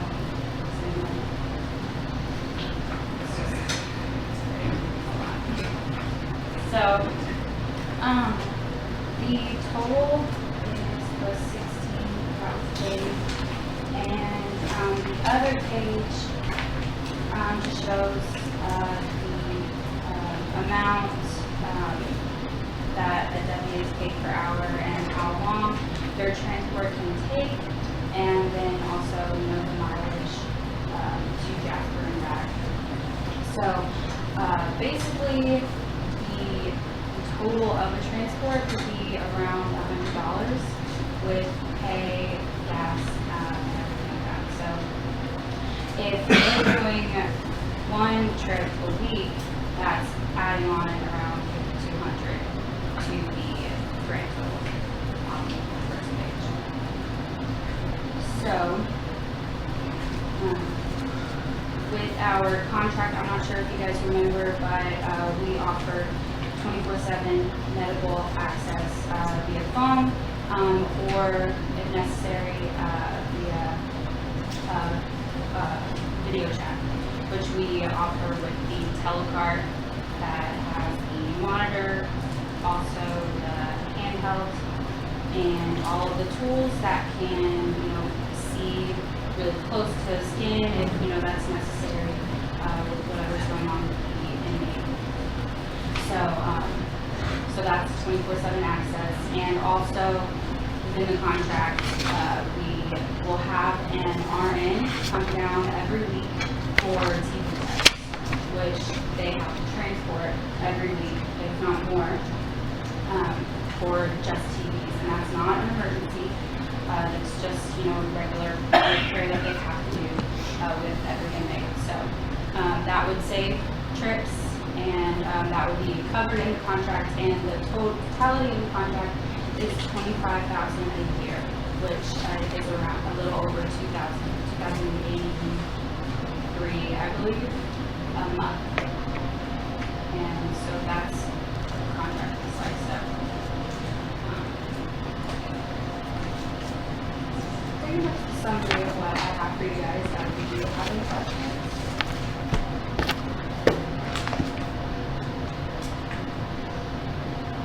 So how many patients do you actually have down there, in most time? We can keep 14 inmates at one time. However, we do transfer, we transport between Jasper County if we have an inmate that's been a problem there and they want to bring them over here. We generally have our maximum security inmates over here just because they're the most difficult to deal with. And then you run into the problem of those inmates are now in the emergency room with other citizens, or they're in Gulf Coast with other citizens, and it's a lot easier whenever you have a doctor that's willing to bring software to the jail that not only allows them to speak to them, but also telemed over video chat. That way they can identify if they're actually having the issues that they're saying they are. They all want to go at different times. Nobody ever has, a problem at the same time. So you're looking at, I've had 3 inmates and doctors within the past week and a half, 2 weeks. So each time it's costing the county gas money, assets, as far as having a deputy that's no longer in the county, protecting the county. They're having to go to the facility with the inmate and setting for however long it takes. I might add, it's nothing to have to spend 4 or 5 hours with the inmate over the hospital at the doctor's office. And that's where the problem is we have a north end deputy and a south end deputy in the evening. If it's a day shift, it's not a big deal because we got fillers there. But in the evening, it inevitably, the north end deputy that has to leave and go to the hospital and spend anywhere from, or we've had them have to stay over there all night with the inmate. But that's where the problem is taking the deputy away from his area of work. That's the main problem. The money, obviously, the commissioner, that's the problem, and Leah, but our big problem is doing without a substitute up here for 4 or 5 hours. Exactly. So that's what I would really ask you guys to think about. It's not only just the numbers, which if you think about it, it's almost around the same. But with futures, a lot of the risk would be taken away, a lot of the liability. We would cut down those trips around 90%. So convenience and risk, because like Ashley said, these inmates can be around families, and if an incident were to happen, would that family try to sue the county? And that could be crazy money. It could potentially break the bank. You have to think about all these risk factors in it. A lot of the problem too is we're having a lot of EMS ambulance call outs because none of us, we don't have a medical team or even a nurse that contracts out. So we don't know if someone's truly having a medical problem or if they're got jail lives basically. So we are having to call these professionals to come in over and over again as to where if Dr. Young was to evaluate him, he is saying he's taking full liability, full responsibility of signing off on paperwork saying this individual does not need further medical attention, that he can go back to his cell at that time. So it takes the liability off the jail and puts it on his practice. So is there a law that mandatory us to have somebody on staff? There is not a law, however, jail commission is very particular on how you handle the jail if you do not have somebody. Even if you have someone contracted out, I know Jasper County has their nurse contracted out, but we're basically having to go to Gulf Coast every time we have any injury to kind of alleviate if someone is actually sick or someone, you can't see illnesses, certain illnesses. So we're going for every little thing as opposed to having someone who knows what's going on with that individual can say, I'll just call in some antibiotics, and then you don't have to do the transport, or you don't have to basically crying wolf every time. So jail commission right now is not saying that we have to have it. They are pushing jails to have medical staff just because of liability. I think, in the future, there will be a law. I think it's coming a little quicker than. Oh, it's coming. Oh, it's coming. And he's also saying that he would handle, he's not going to be, by any means taking the Burge Center's place, but as we discussed last meeting, the Burge Center will not evaluate anyone for medication once they are in our custody. They're no longer a citizen or on the streets, basically. They become our responsibility, so they don't pay for that. So he's saying if someone has a prescription that they've had before they come into our custody, that he will continue to prescribe that without us having to take them to the doctor in Jasper as well, and that's just for refills. So we're not having to take inmates there every month. John, have you looked over the liability situation for the counties involved? Have you looked at any of this? No, I have not, but if the doctor says he's gonna sign off on liability, then I'm assuming that any contracts that we have with them, that's gonna be in it. So what you're telling me, if you go, if he evaluates him sitting in that office in there, through telecom or through phone or whatever, and he said he's okay, you're gonna go back and lock him up, he hangs himself in the jail, who's liable for it? If he hangs himself, Yeah. that would be more along the lines of mental health. He's saying that he can do prescriptions He's for gonna do someone, medical. the medical end of it. Well, Like if not- they come not in. psychiatric, but the medical. Not saying if they need a higher level of care, that's gonna be crisis with the Burge Center. However, if they come in and they're already taking psychological medication, then he'll continue that prescription. If they're showing symptoms of suicide or anything like that, that's whenever we would have the Burge Center come and do their evaluations to deem them in the higher level of care or not. But like the Burge Center does, we have them sign off every single time they do an evaluation on someone. We have them sign off saying that they do not need a higher level of care, and they send that to us. And he's saying that he will do the same thing on the medical side. Each individual person we will submit, he will send paperwork back saying at this date and time, he's signing off, that this is the symptoms they had, and he cleared them. And I'm thinking more along the lines of blood pressure, heart problems, diagnosis along those lines, diabetic situations where we're talking about insulin, things of that nature. Because I've looked, and I haven't read this contract, but I've looked, a lot of the deaths that we've had in the jails around here have had to do with heart symptoms, diabetics, and things of that nature. So if that's in the contract where he's gonna evaluate them and think that they need to go do something about their insulin, or, get prescriptions, or have heart problems that need to be tested, and that liability clauses are in the contract, then I'm thinking this is gonna be good for Newton County. So does he transport them or we? We would still be responsible if he says they are having some medical issues that I am concerned of, then that's whenever he tells us, okay, they do need to go to the emergency room instead of every single time after 5 o'clock they're going to the emergency room. And transport via ambulance. Yeah, sorry, because a lot of times he's worked in, jails, prisons, and things of that nature, and he's seen, a lot of inmates that are like, oh, I think I'm having a heart attack, give me meds.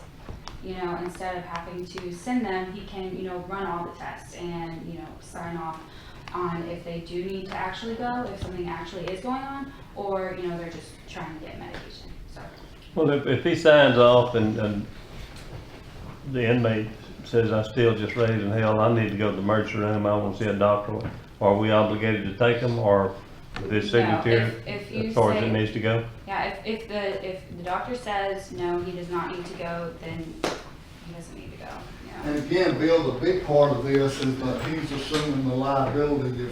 If he says, hey, this guy's, he's just got jailitis, put him back in the cell, we put him back there and he has the big one, then the liability will be on him and not us.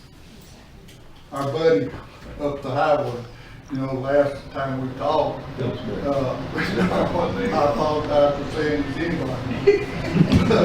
But you know, we made two trips that was just because he didn't want to go to jail. And didn't I, Make you feel better? What's that? You gotta make me feel better. I wanna look at the contract, I haven't seen the contract. Okay. did you say the money basically would kind of wash out, be pretty much the same as what we're paying now? Yes, you know, because if this is the total of, you know, just things from the ER and doctor and things like that, you have to, you know, think about the pay towards gas, deputy pay. If there's just one deputy or two deputies, however many, and then however long they're there overnight, you know, they're still getting paid. And these happen, you know, weekly, not more, so.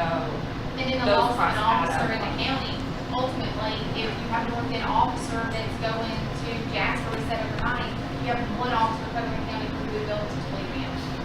So, you know, obviously that's for your residents, that's giving them a longer wait time for whatever incident they're in. Your one officer that's covering the county is no longer has backup that's on the street with him, so it's just a liability all around. Is there any way you can tell us what the coverages are, on the liability policies? I would have to pull it up. Because But I can that do would that. be something that I would want to look at. Is this the charges based on patient or Which shows about monthly? 16, right? 16,000, but that is just, No, I'm sorry. 16, Or the 16 price is people, right? based on how many patients he Am I has reading this wrong? to view or monthly? It says No, 4 it's in just January, monthly. 4 in So March, it 2 can in be, you know, it can be April, 1, it can be 10, 1 in it can be July, however many, 4 in but August. it's 24. That's for the bills that were acquired for last year. Well, I guess that's what it is, yeah. That's gonna be from Miss Simmons, that information there. That information is from Miss Simmons. She does all of our medical and all that. Oh, and this also doesn't include. Oh, you got that in her? Yes, December is not included. So I mean, that would reflect your numbers too, right? yes, that's all the jail for last year. Right. What about November and December? Why is there a question mark? Well, we got the report in November in preparation for December's, commissioners court meeting, and then it was moved to January, so she didn't have the numbers to. But we've already had people go unnoticed over the last couple of weeks anyway. Yes. Because I got a call Blue, and I found out he was over at the hospital. So does Gwen participate in this? Is she, I mean, is she really participating in this, or is she just? The bills that we get have to go to indigent care, and she gets us the Medicare I know, but is she hands-on with this, or is she just? Yeah. Because the bills are hand delivered to her, and she has to go through and do I know, her but is she calculations. involved in this person at all, except for No. seeing the bill? All she does is the bills. Why couldn't she be involved if he sees a patient? Are you talking about Gwen? Indigent Simmons? care, yeah. Indigent care is, if he sees the patients or converses with the patients, why couldn't that be billed to indigent care? It is. My thinking is that this cost It will is go now, through. but I'm asking, I'm no. gonna have to find out if we can pay that through indigent care. What I'm saying is, if we're paying a bill on someone, if a bill comes to my office, I am involved in that bill, regardless of whatever it is. Right. And I don't know anything about indigent care, zero do I know about it. But all she does, she's not involved in this at all until she gets the bill, right? Right. She don't have to okay this or No. anything, huh? No, when they get the bill at the jail, Vicky gets everything ready, she brings it to Gwen, she brings the bill to Gwen, and then Gwen does her, Gwen goes through, she has a book that she has rules she has to follow, and she plugs everything in to get the discount, so we pay for it, and we pay a discounted rate. I mean, she has certain things that she has to do to plug in there. But I'm trying to figure out how Indigent Care can pay for his services. And I don't know. I don't know how they can do it because they're billing monthly, not per patient. So we're not gonna know what he charged to talk to Joe Blow. Ashley, have you asked Gwen if this service can be paid through Indigent Healthcare? I think that was getting more or less put off pretty long. Last time we had a meeting, he said that he would look into that. Okay. But I don't know if that's something that he is, as it is a 24/7 Yeah. service, and the tool that she's talking about is more or less a toolbox that he has created himself, so it would stand the conditions of the jail, and he's providing all that with the service. So it's not like we're paying for this tool, and then as inmates come through, it's a per inmate situation. Right. It's as a package, he's offering a 24/7 strictly with just him package that includes this, I guess it's some kind of software so that he can Skype with them more or less, and it's always available. Well, what I can do, because there's different things that we can pay for under Indigent Healthcare, because Gwen does a report once a year. So I guess that I didn't ask my question right. I'll look up and see what can be included in that, because she does a report once a year of all our expenditures that have to do with Indigent Healthcare. So I'll find out if this can be included in that or not. So I'll find out that. Wouldn't you say it needs to be by the person instead of by the month? I don't know, I'm gonna have to find out what's Person, covered. then they would probably expect us to pay for the equipment and then do it by the person, but that would be up to Dr. Young. I mean, either way, it's general fund that pays for, Indigent Healthcare is under general fund, and so is the sheriff's office. But I'm just thinking about the report, the annual report that we have to do of our expenditures to Indigent Care. And if we could include it in that, I would identify that as part that can be included in that report. But I'll find out for sure. The service is 24/7. It's 24/7, so anytime, day, night, give them a call. If he isn't available, then there's other nurses that get the call after, and they are able to, sign off as well. I'm not sure how many. All the details, but there are nurses that, are available. They always available. Usually an hour a day. But yeah, he has really good at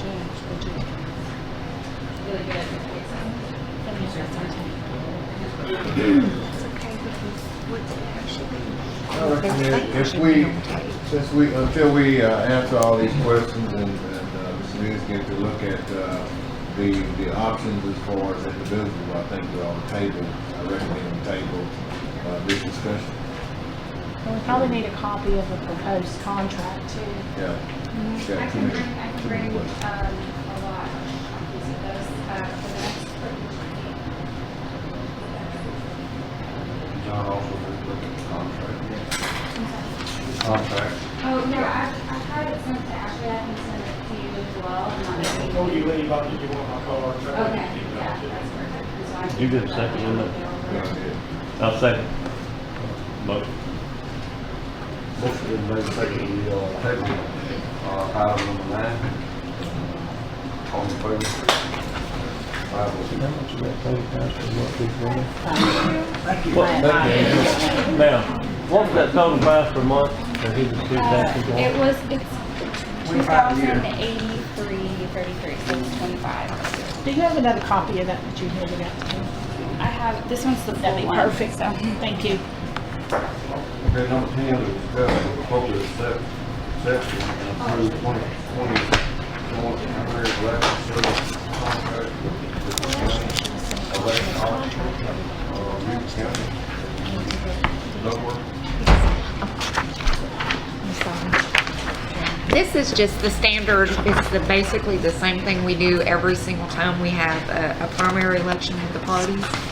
It's for election services to both the Democrat and the Republican parties. I did meet with them Friday. Ms. Pam Wright for the Republican chairman and Ms. Gloria Jones is the Democratic chairman. And we were all in agreement to enter into the same contract that we've always entered in, which basically means the county will be providing the programming, machines, you know, ballot preparations and all for the primary election in March, for March 3rd. And if we do have a subsequent runoff, which I'm sure we will be handling that through this contract as well for May the 2nd. So this is the primary runoff and the general all. Well, this is just the contract for the primary, which would be the March 3rd election or the May 2nd runoff. The general election is actually the county's election. So, I mean, it's mine. I don't have to contract for that. Subsequently, I will just briefly give y'all, we may have a local option election. They're wanting to have it possibly May. I don't think it's for the Bondware store. I don't think that they're actually going to be able to get the required paperwork and signatures and stuff to actually call the election. But we'll see. They're wanting to apply for a liquor license at Bondware, the store at Bondware, and it's dry. So in order for them to be allowed to do that, they would have to call an election, and they would actually have to have an election to make that box wet or dry. So I have been down there. The church that is actually across the road, the Pentecostal church, it is outside the distance. So they're good on the rule for distance to a school or church. But I'm not sure they're going to be able to actually get the required amount of registered voters to sign for the application, the publication, and then circulate the petition. So that may be kind of a wash, but I just want to kind of put that bug in y'all's ear that they may be coming to give you an application. So will you bring that before the commission? Yes, that will. There will be more questions. Yes. I'm just kind of preparing you because they're probably going to be coming with something for you. Drive through, huh?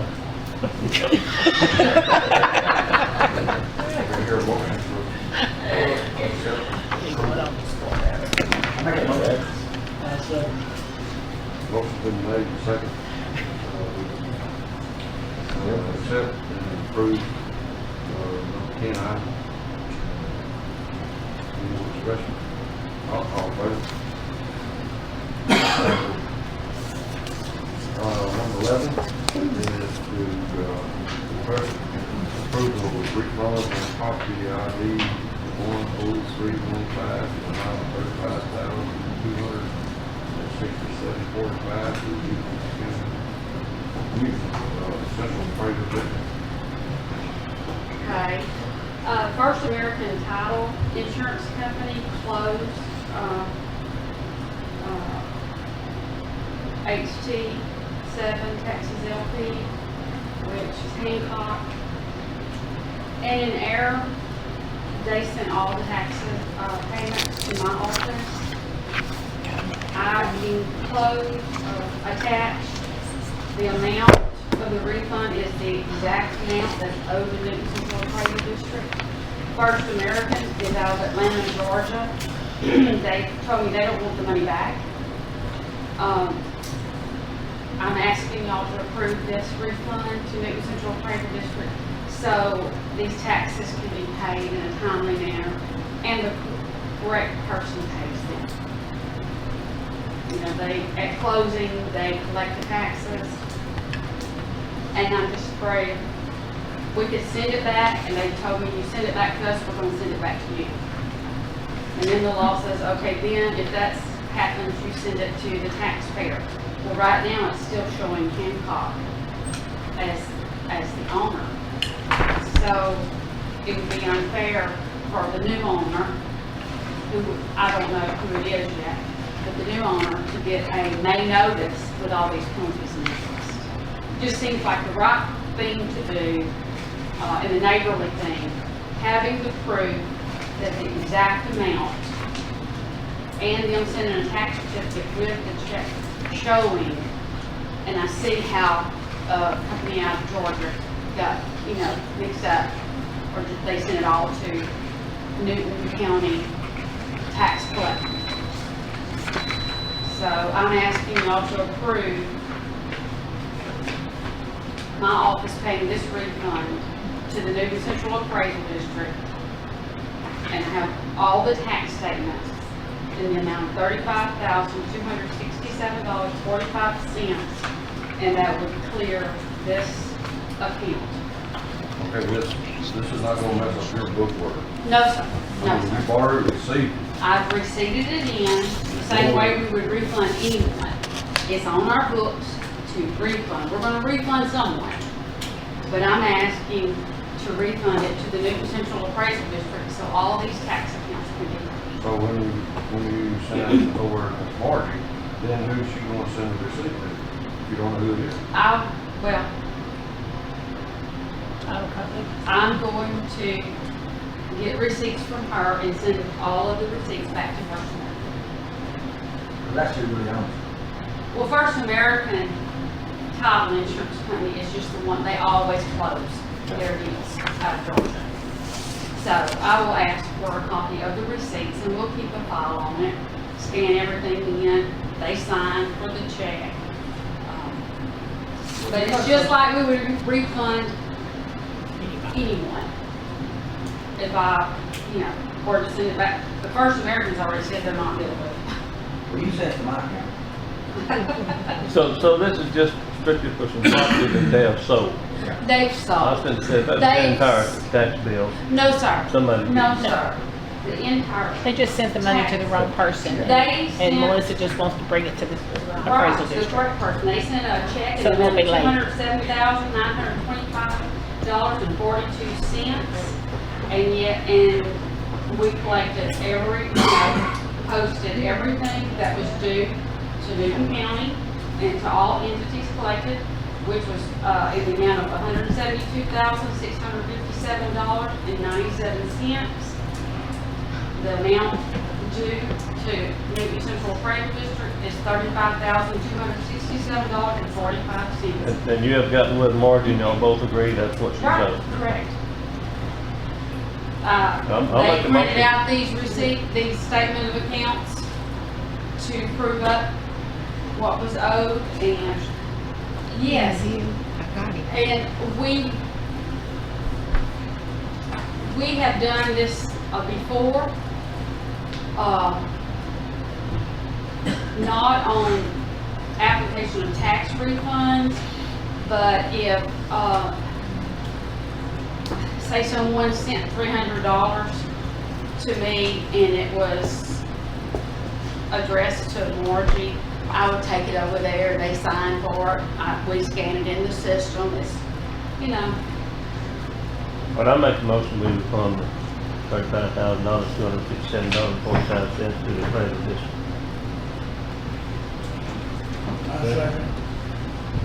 Motion been made second to approve the refund. you have the original judge. Where you have to sign it. Or the original. Any questions? Michael. Okay, number 12, request to refund taxpayer for ID 14624, amount $2,730.35. Yes, sir. Anything over 2,500, when it's consolidated, and this is consolidated, has to come before Commissioner's Court. Okay, these people, another closing. The title company paid the taxes, and also the mortgage company.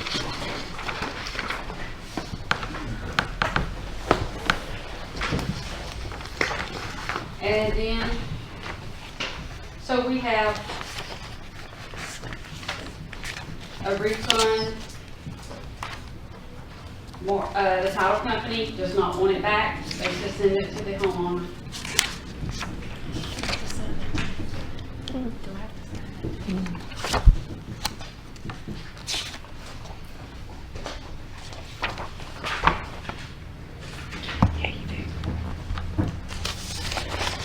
Do they communicate it to you through email or by voice, phone call, or what? Well, by phone call, sometimes by email, if I can get them to email, but the tax code now covers us that says if a situation, where if the mortgage company pays their escrow account, that it's actually the taxpayer's money, and if you pay, the refund goes back to them. This is a refinance, this is not a sale. It wouldn't go to the mortgage company? Not now, not since the last legislature.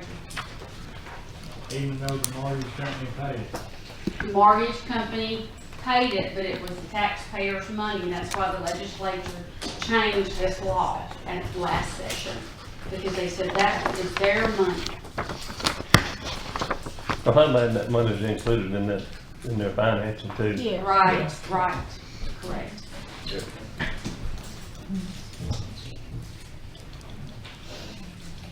Yeah. I'll make a motion. Go ahead. I make a motion that we approve refund to taxpayer property ID number 14-624 in the amount of $2,730.75.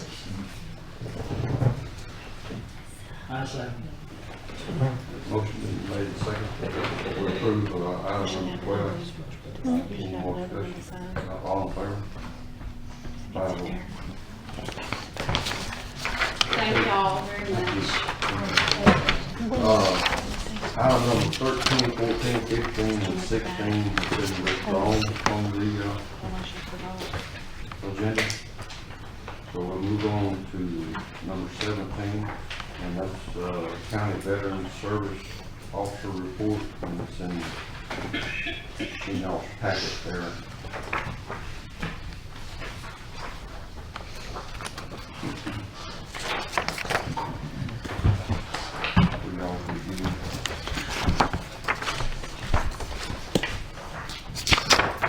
I've had a lot of people tell me that he's helped them. And he's helped me, as a matter of fact, also.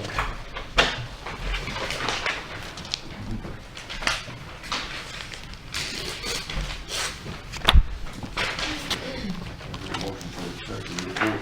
So moved. Second. Motion been made and seconded to accept the Veteran Service Officer Report for the fourth quarter of 2019. Any discussion? All in favor? 5-0. Okay, number 18 is discussed and appropriate approve the interlocal agreement between Burkeville ISD and Newton County.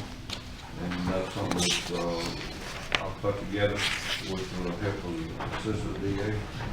And it's actually just allows us to do work on the school ground in Burkeville. I ask y'all to approve that. I'll make that motion. Do we have one also with Newton, ISD? We're working on that. We'll be working on several others. Okay. City, Newton School District, Jewelville School District. I'm maybe some in previous years. I haven't been able to locate them, so that's why you don't want to go ahead and get this developed. Motion been made, second, we approve the interlocal agreement between Burkeville ISD and Newton County. Any discussion? We are gonna do it, Bill. We are. Okay. All in favor? 5-0. I just assumed I always had one. I always helped them if they needed something for No, maintenance. seemed like there's a lot of stuff that seemed like they broke off a little bit. I mean, I'm not saying that we haven't, I just haven't, I can't find it. Well, there's probably not one, I'm sure. Number 19 is notify all 5 ESDs that they're required to have an audit. Mr. John Burke. Yes. What I'm asking the court is if I can send out a letter to all the ESDs within Newton County to notify them that they are required to have an annual audit done and submitted to the Commissioner's Court by June 1st of every year. However, in that letter, I will send them some information saying that if they have not had over $250,000 worth of gross receipts or $250,000 in cash or outstanding bonds, then they can, instead of doing an annual audit by an independent auditor, they can put together a compiled financial report for the past couple of years, have an officer of the ESD sign off on it and submit it to the county court. But by law, all ESDs that operate within our county need to have an annual audit completed every year, or if they're under the $250,000 margin, have compiled financial reports that need to be submitted. Now, on top of submitting these to the court, each ESD has to have these reports. Either if they operate a website, they need to be uploaded to their website. If they don't have a website, they need to be in the administrative office of the Emergency Service District. So what I'm asking the court to do is, under the letterhead of Judge Weeks, send out just a notice of the law requiring annual audits and what they have to do. Now, if they need to file an independent audit, then it's up to the Emergency Service District to find an independent auditor to be able to do their audit. If they're under the $250,000 mark, they may want to call an auditor just to find out what it is that they may need to have done to compile those records. But I'm asking the court to notify, under Judge Weeks' office, notify each ESD of the laws requiring the audits or the compiled financial reports. Have they had to file audit in the past? Yeah, it's been in law. It's been in law for a long time. What's that? It's Yeah, been it's under law for a under long time. Texas Health and Safety Code. I think some of them are rather hesitant about doing Do it. they file? Have they filed? None of them's had an audit.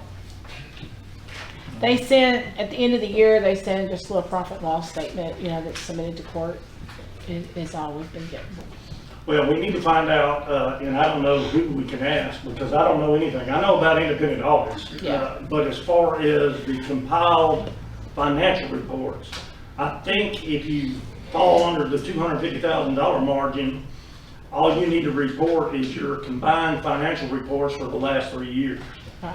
Each year, you update it and do And to get combined financials for the last 3 years. And to get started, they may need to get with a CPA firm to Yes, guide them in and that. that's what I'm saying, you need, Yeah. each ESD needs to contact either a CPA firm or anything, but the law also says that our county auditor has access to their books at any time, at any moment. Our county auditor can go in and look at their books, according to the law. So, I just want to send, I know that, and we don't have time to do that. But I just want to send a notice out to all the ESDs, and I'm going to inform them of the law that if they have over $250,000 in gross receipts or $250,000 cash, then they need to have an independent auditor submit an audit report to the county commissioner's court by June 1st of every year. If they have less than what is required by law, then we need to have compiled financial records for the last 3 years, and they need to be submitted to the commissioner's court. And they need to be available at the administration offices of each ESD.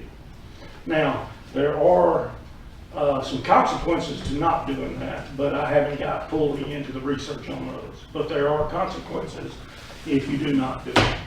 So, and I'm saying with all the talk of grants and things of that nature and the things that we have running in, I hate for us to miss out on cash because we don't have a compiled financial statement or an audit report for an ESD. Well, in that letter, you might want to strongly suggest that they talk to a CPA Well, or I'm gonna look at the consequences. The first time anyway. Well, I'm gonna look at the consequences for not filing them because I haven't really researched them, but I know there are consequences by state government code and health and safety code. But, I'll notify them of that with the letter that goes out. And the letter that I send out, since it's the commissioner's court, it's gonna go out under Judge Weeks' title deed. But it'll be written by me under Judge Weeks' title deed. So if y'all give me the approval to do that, then I'll do that. So moved. Second.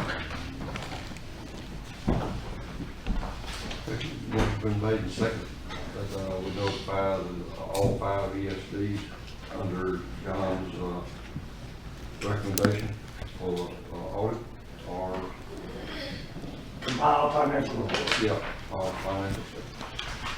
Any discussion? Not all in favor?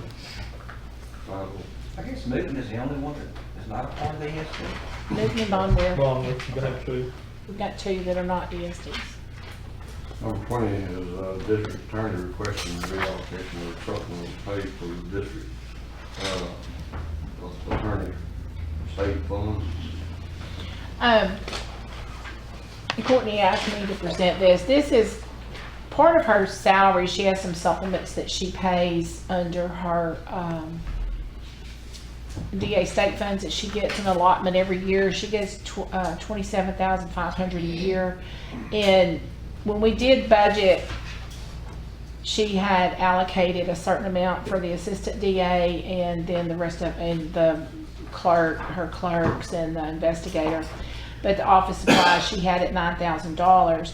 So since then, at the end of December, she wanted to change that to change her office supplies from $9,000 to $6,000, and the additional $3,000 went to the assistant DA for his supplement. And that was the only change. And she can, by law, she can use those funds any way that she sees fit, but anytime she changes a salary, she brings it to Commissioner's Court to let them know. I'd like to go on record that I didn't do this, but I approve of whatever.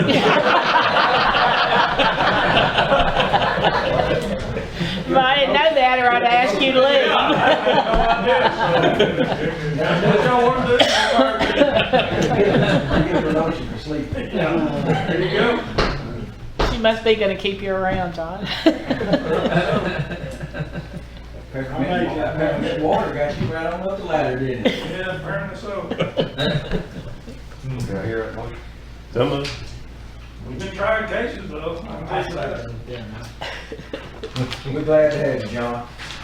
Motion been made and seconded, we reallocate, approve the reallocation of the pay for the district attorney state fund. Any discussion? Not all in favor? 5-0. Number 21, authorized to advertise for request bids for the river fuel annual supply contract. This is, y'all probably got an email from me and Susan. Susan sent out when I was asking y'all some information about your tanks and stuff. This is something we're supposed to do every year, to send out a request for cost on your fuel. We select more than one, because I know y'all all use different, we use 2 different fuel providers, I believe, Suncoast and, or maybe 3.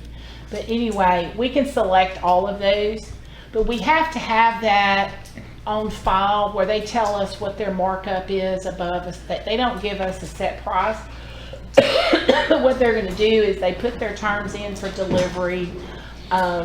They put in what their markup is, what y'all are going to get the fuel for, and we've got to have this on record. With us talking about fixing our purchasing policy and all of this stuff, which should have done years ago, this is part of the area that we've got to do. Anything we annually we spend over $50,000 on, we're supposed to bid out at the beginning of the year or the end of the previous year. I just didn't get around to it in December. I don't quite have it ready to go, but I needed to get the authorization, so when I have it ready, I can go ahead and ship it out to everybody to get the bids on. So it's just housekeeping, basically, is all it is.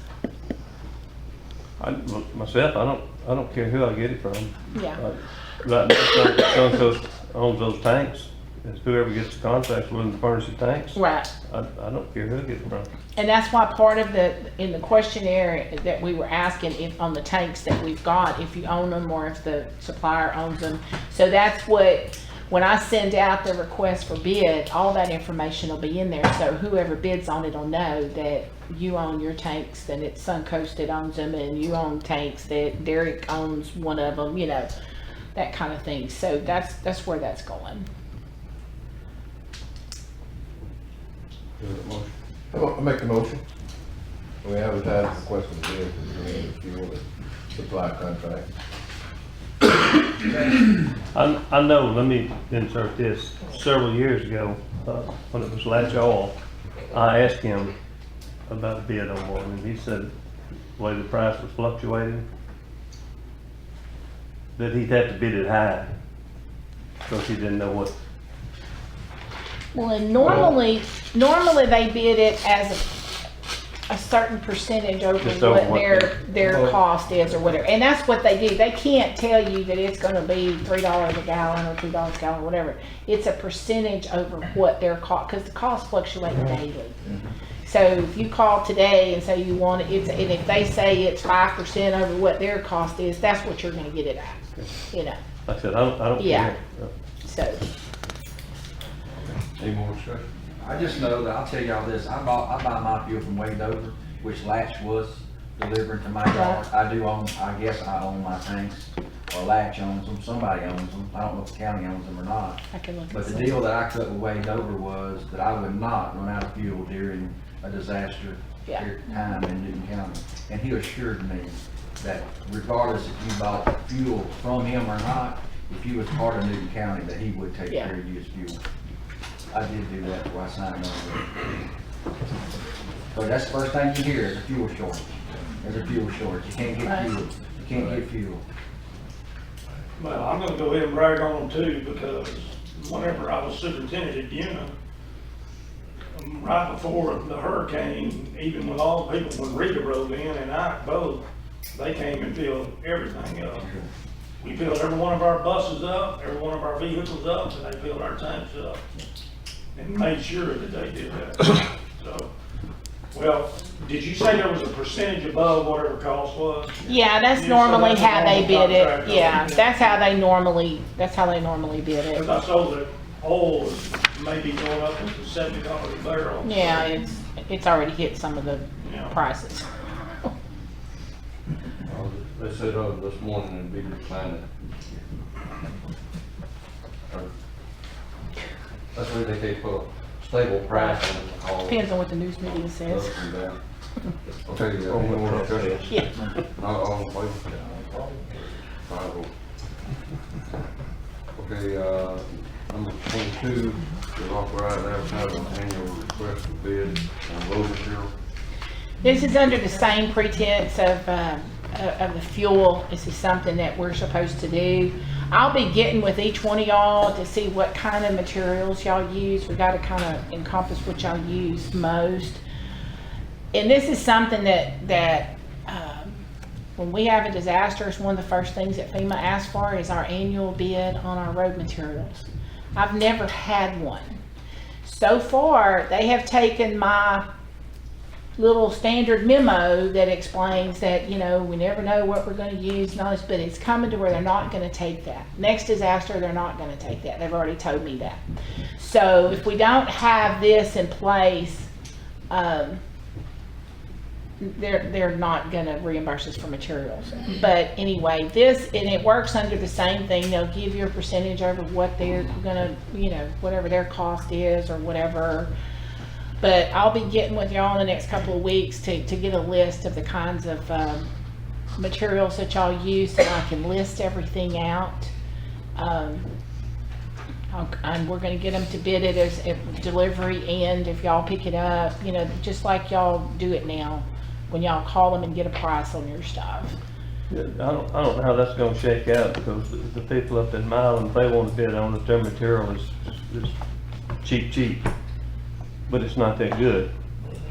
But it's the same thing. We don't pick just one. You can, if 50 of them bid on it and they're all comparable, you can approve all 50 of them. So that way. So we can accept. So that way, when you need a couple of trucks of rock, you pick up the phone and say, how much is your rock cost today? And they tell you, and you can go to them, but as long as we have them under this, we've chosen them under this process, you're still gonna be able to. So we don't have to take the lowest bidder, that's what you're saying? No, Okay. no. So do we require them to send specification with the material? Yes, there's gonna be a list of the different kinds of material that they use. I haven't gotten that far into that one yet. I'm trying to get the fuel In one. accordance with Texas DOT, there are certain specifications, Right. certain materials has to meet. And the material that Bill is mentioning does not meet It's them requirements. substandard, right. And I want to say I was reading a request for bid from another county that they had sent out this past year.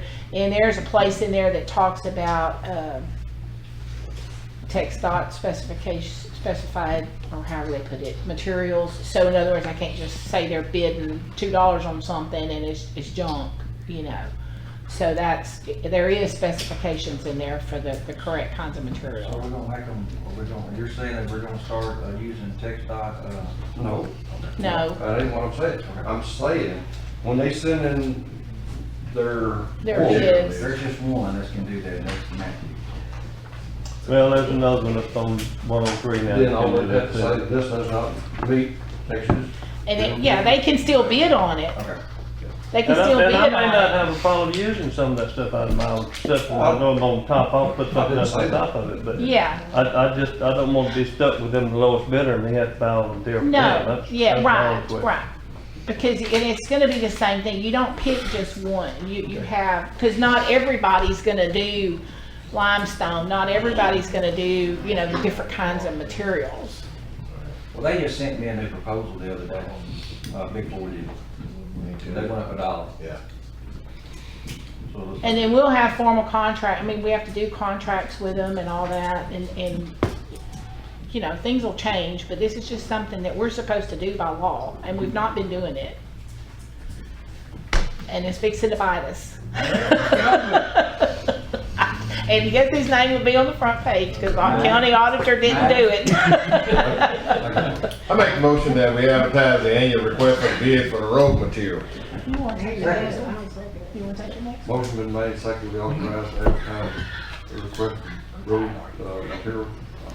Any discussion? All in favor? Five votes. Number 23 is authorize the advertising request for proposal for emergency disaster recovery package, disaster recovery services. It's time for our contracts for debris monitoring. Which one are we on? I'm sorry. We're on number 23. Emergency disaster recovery. This is our debris pickup contract. It'll be coming up in April. And we wanted to go ahead and get it on the agenda because it's going to take Owen and me a while to get it together, because there's a whole lot of changes in the contracts and proposals that we have to go over. TDM has sent out a 77-page Yeah. guidance on debris contracts and 40-something pages on monitoring, so. So if anybody wants to, I'll make that motion. become experts on it. Second. Motion is made, second, we authorize the advertising request for proposal for emergency disaster recovery package, disaster storm recovery services. Any discussion? Not all in favor? Five votes.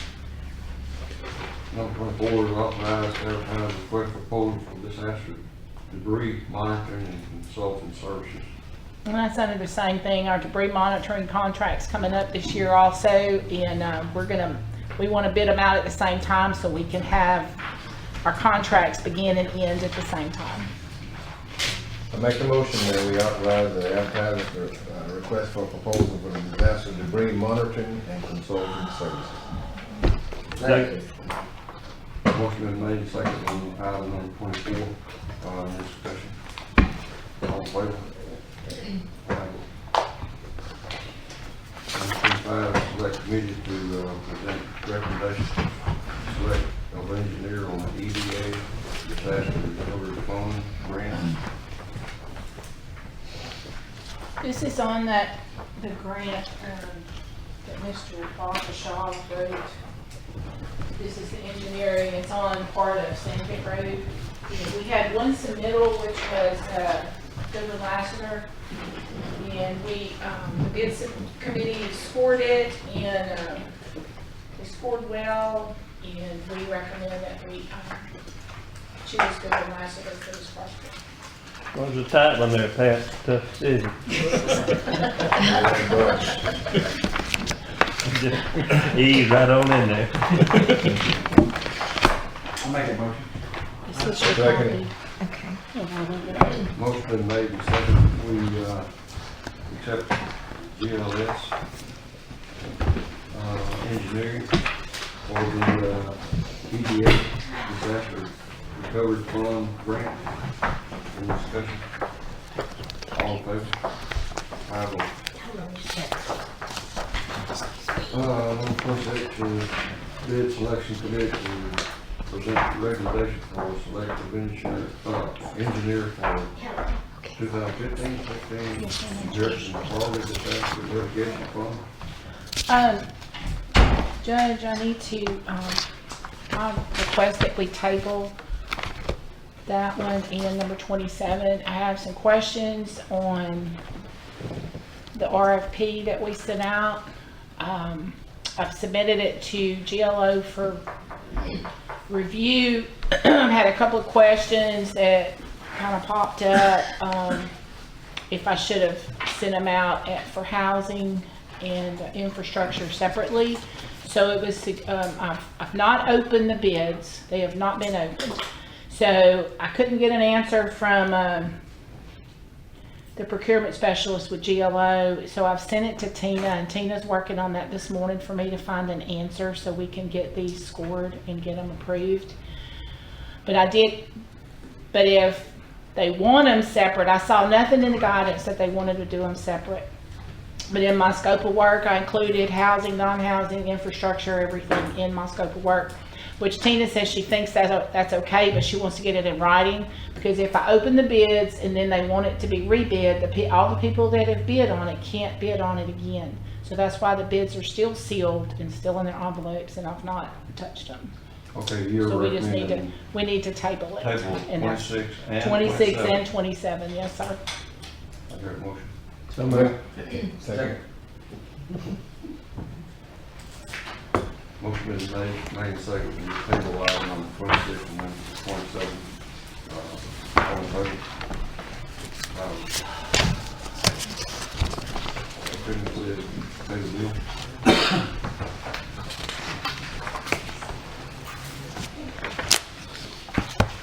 Okay, payment of bills for December 2019. General fund, $552,226.48. NCC accrual, $17,335.38. Excuse me. District Attorney State Funds, $1,375.32. Road and Bridge General, $25,561.15. Road and Bridge Precinct 1, $16,326.40. Precinct 2, $22,988.82. Precinct 3, $22,141.63. Precinct 4, $23,385.73. Courthouse Security, $733.79. BAW Grant, $5,162.76. Commissioner Special, Precinct 1, $34,804.94. Precinct 2, $44,451.87.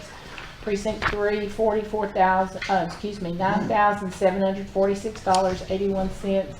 Precinct 4, $68,508.57. Dedicated Road Precinct 1, $3,029.70. Dedicated Road Precinct 2, $670. Records preservation, $885.04. Solid waste, $18,310.69. Voter registration, $7,582.46. Law library, $612. Newton County Library, $13,747.99. Historical Commission, $3,980.47. Historical Book Fund, $1. Hazard Mitigation Grant, $10,680. FEMA, $1,597.66. Other grants, which is the GLO grants, $1,056,274.39. Civic Center, $100. State fee account, $86. Technology Fund, $560.04. So a total of $1,962,867.09. And $1,073,000 of that is grant funds. Houses and infrastructure.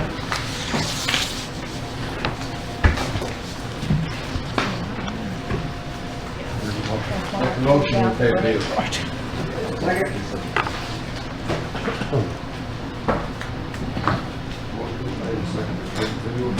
All in favor?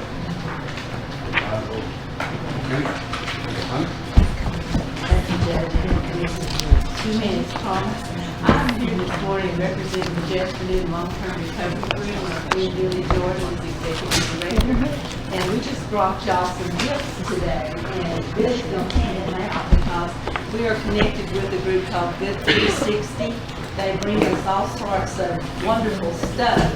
And we are charged with distributing that stuff. So I'm giving you a sample this morning. Hopefully y'all will find people that actually need some of this and get in touch with us at the Kirbyville First Baptist Church. We're there on Mondays most of the time, and that would be a good day if you have an organization that needs something, or you have people and commissioners out in the community who are in desperate need for socks. We have computers, not computers, we have printers, we have a lot of other stuff in our little stash. We're getting an 18-liter load of Serta mattresses coming in. And we have king-size sheets. We have a lot of stuff, so if you know an organization that could benefit from that, please send them our way. And y'all take advantage of the socks. I hope they will fit you. If not, find somebody who they will fit. The other thing is, just for information, our organization, it's sort of one of those silent organizations, but we've been in effect since January of 2018, and this is starting our third year. And so far, we have improved or fixed or done something to 309 homes in Newton and Jasper County. And we have spent a little over $650,000 getting that done with grants that have come through our organization. That's not counting those auxiliary organizations like Catholic Charities, Salvation Army, and others that co-op with us at our meetings and help fund the repairs. We have houses all the way from Deweyville to Burkeville. I don't think we've gone as far as to leave them in because nobody's asked. But we still have 4 right now that have been approved and they're in the process of being worked on. We have 4 approved that we need funding for and 8 that's waiting for funding. And we are in the process of trying to get some more grant money. We've spent every dime we have, including $20,000 from our church that is starting there. We need $95,000 to finish up what we're doing, so we're applying different places to get that done. We still have 250 people on our call list that have not been served that we know of.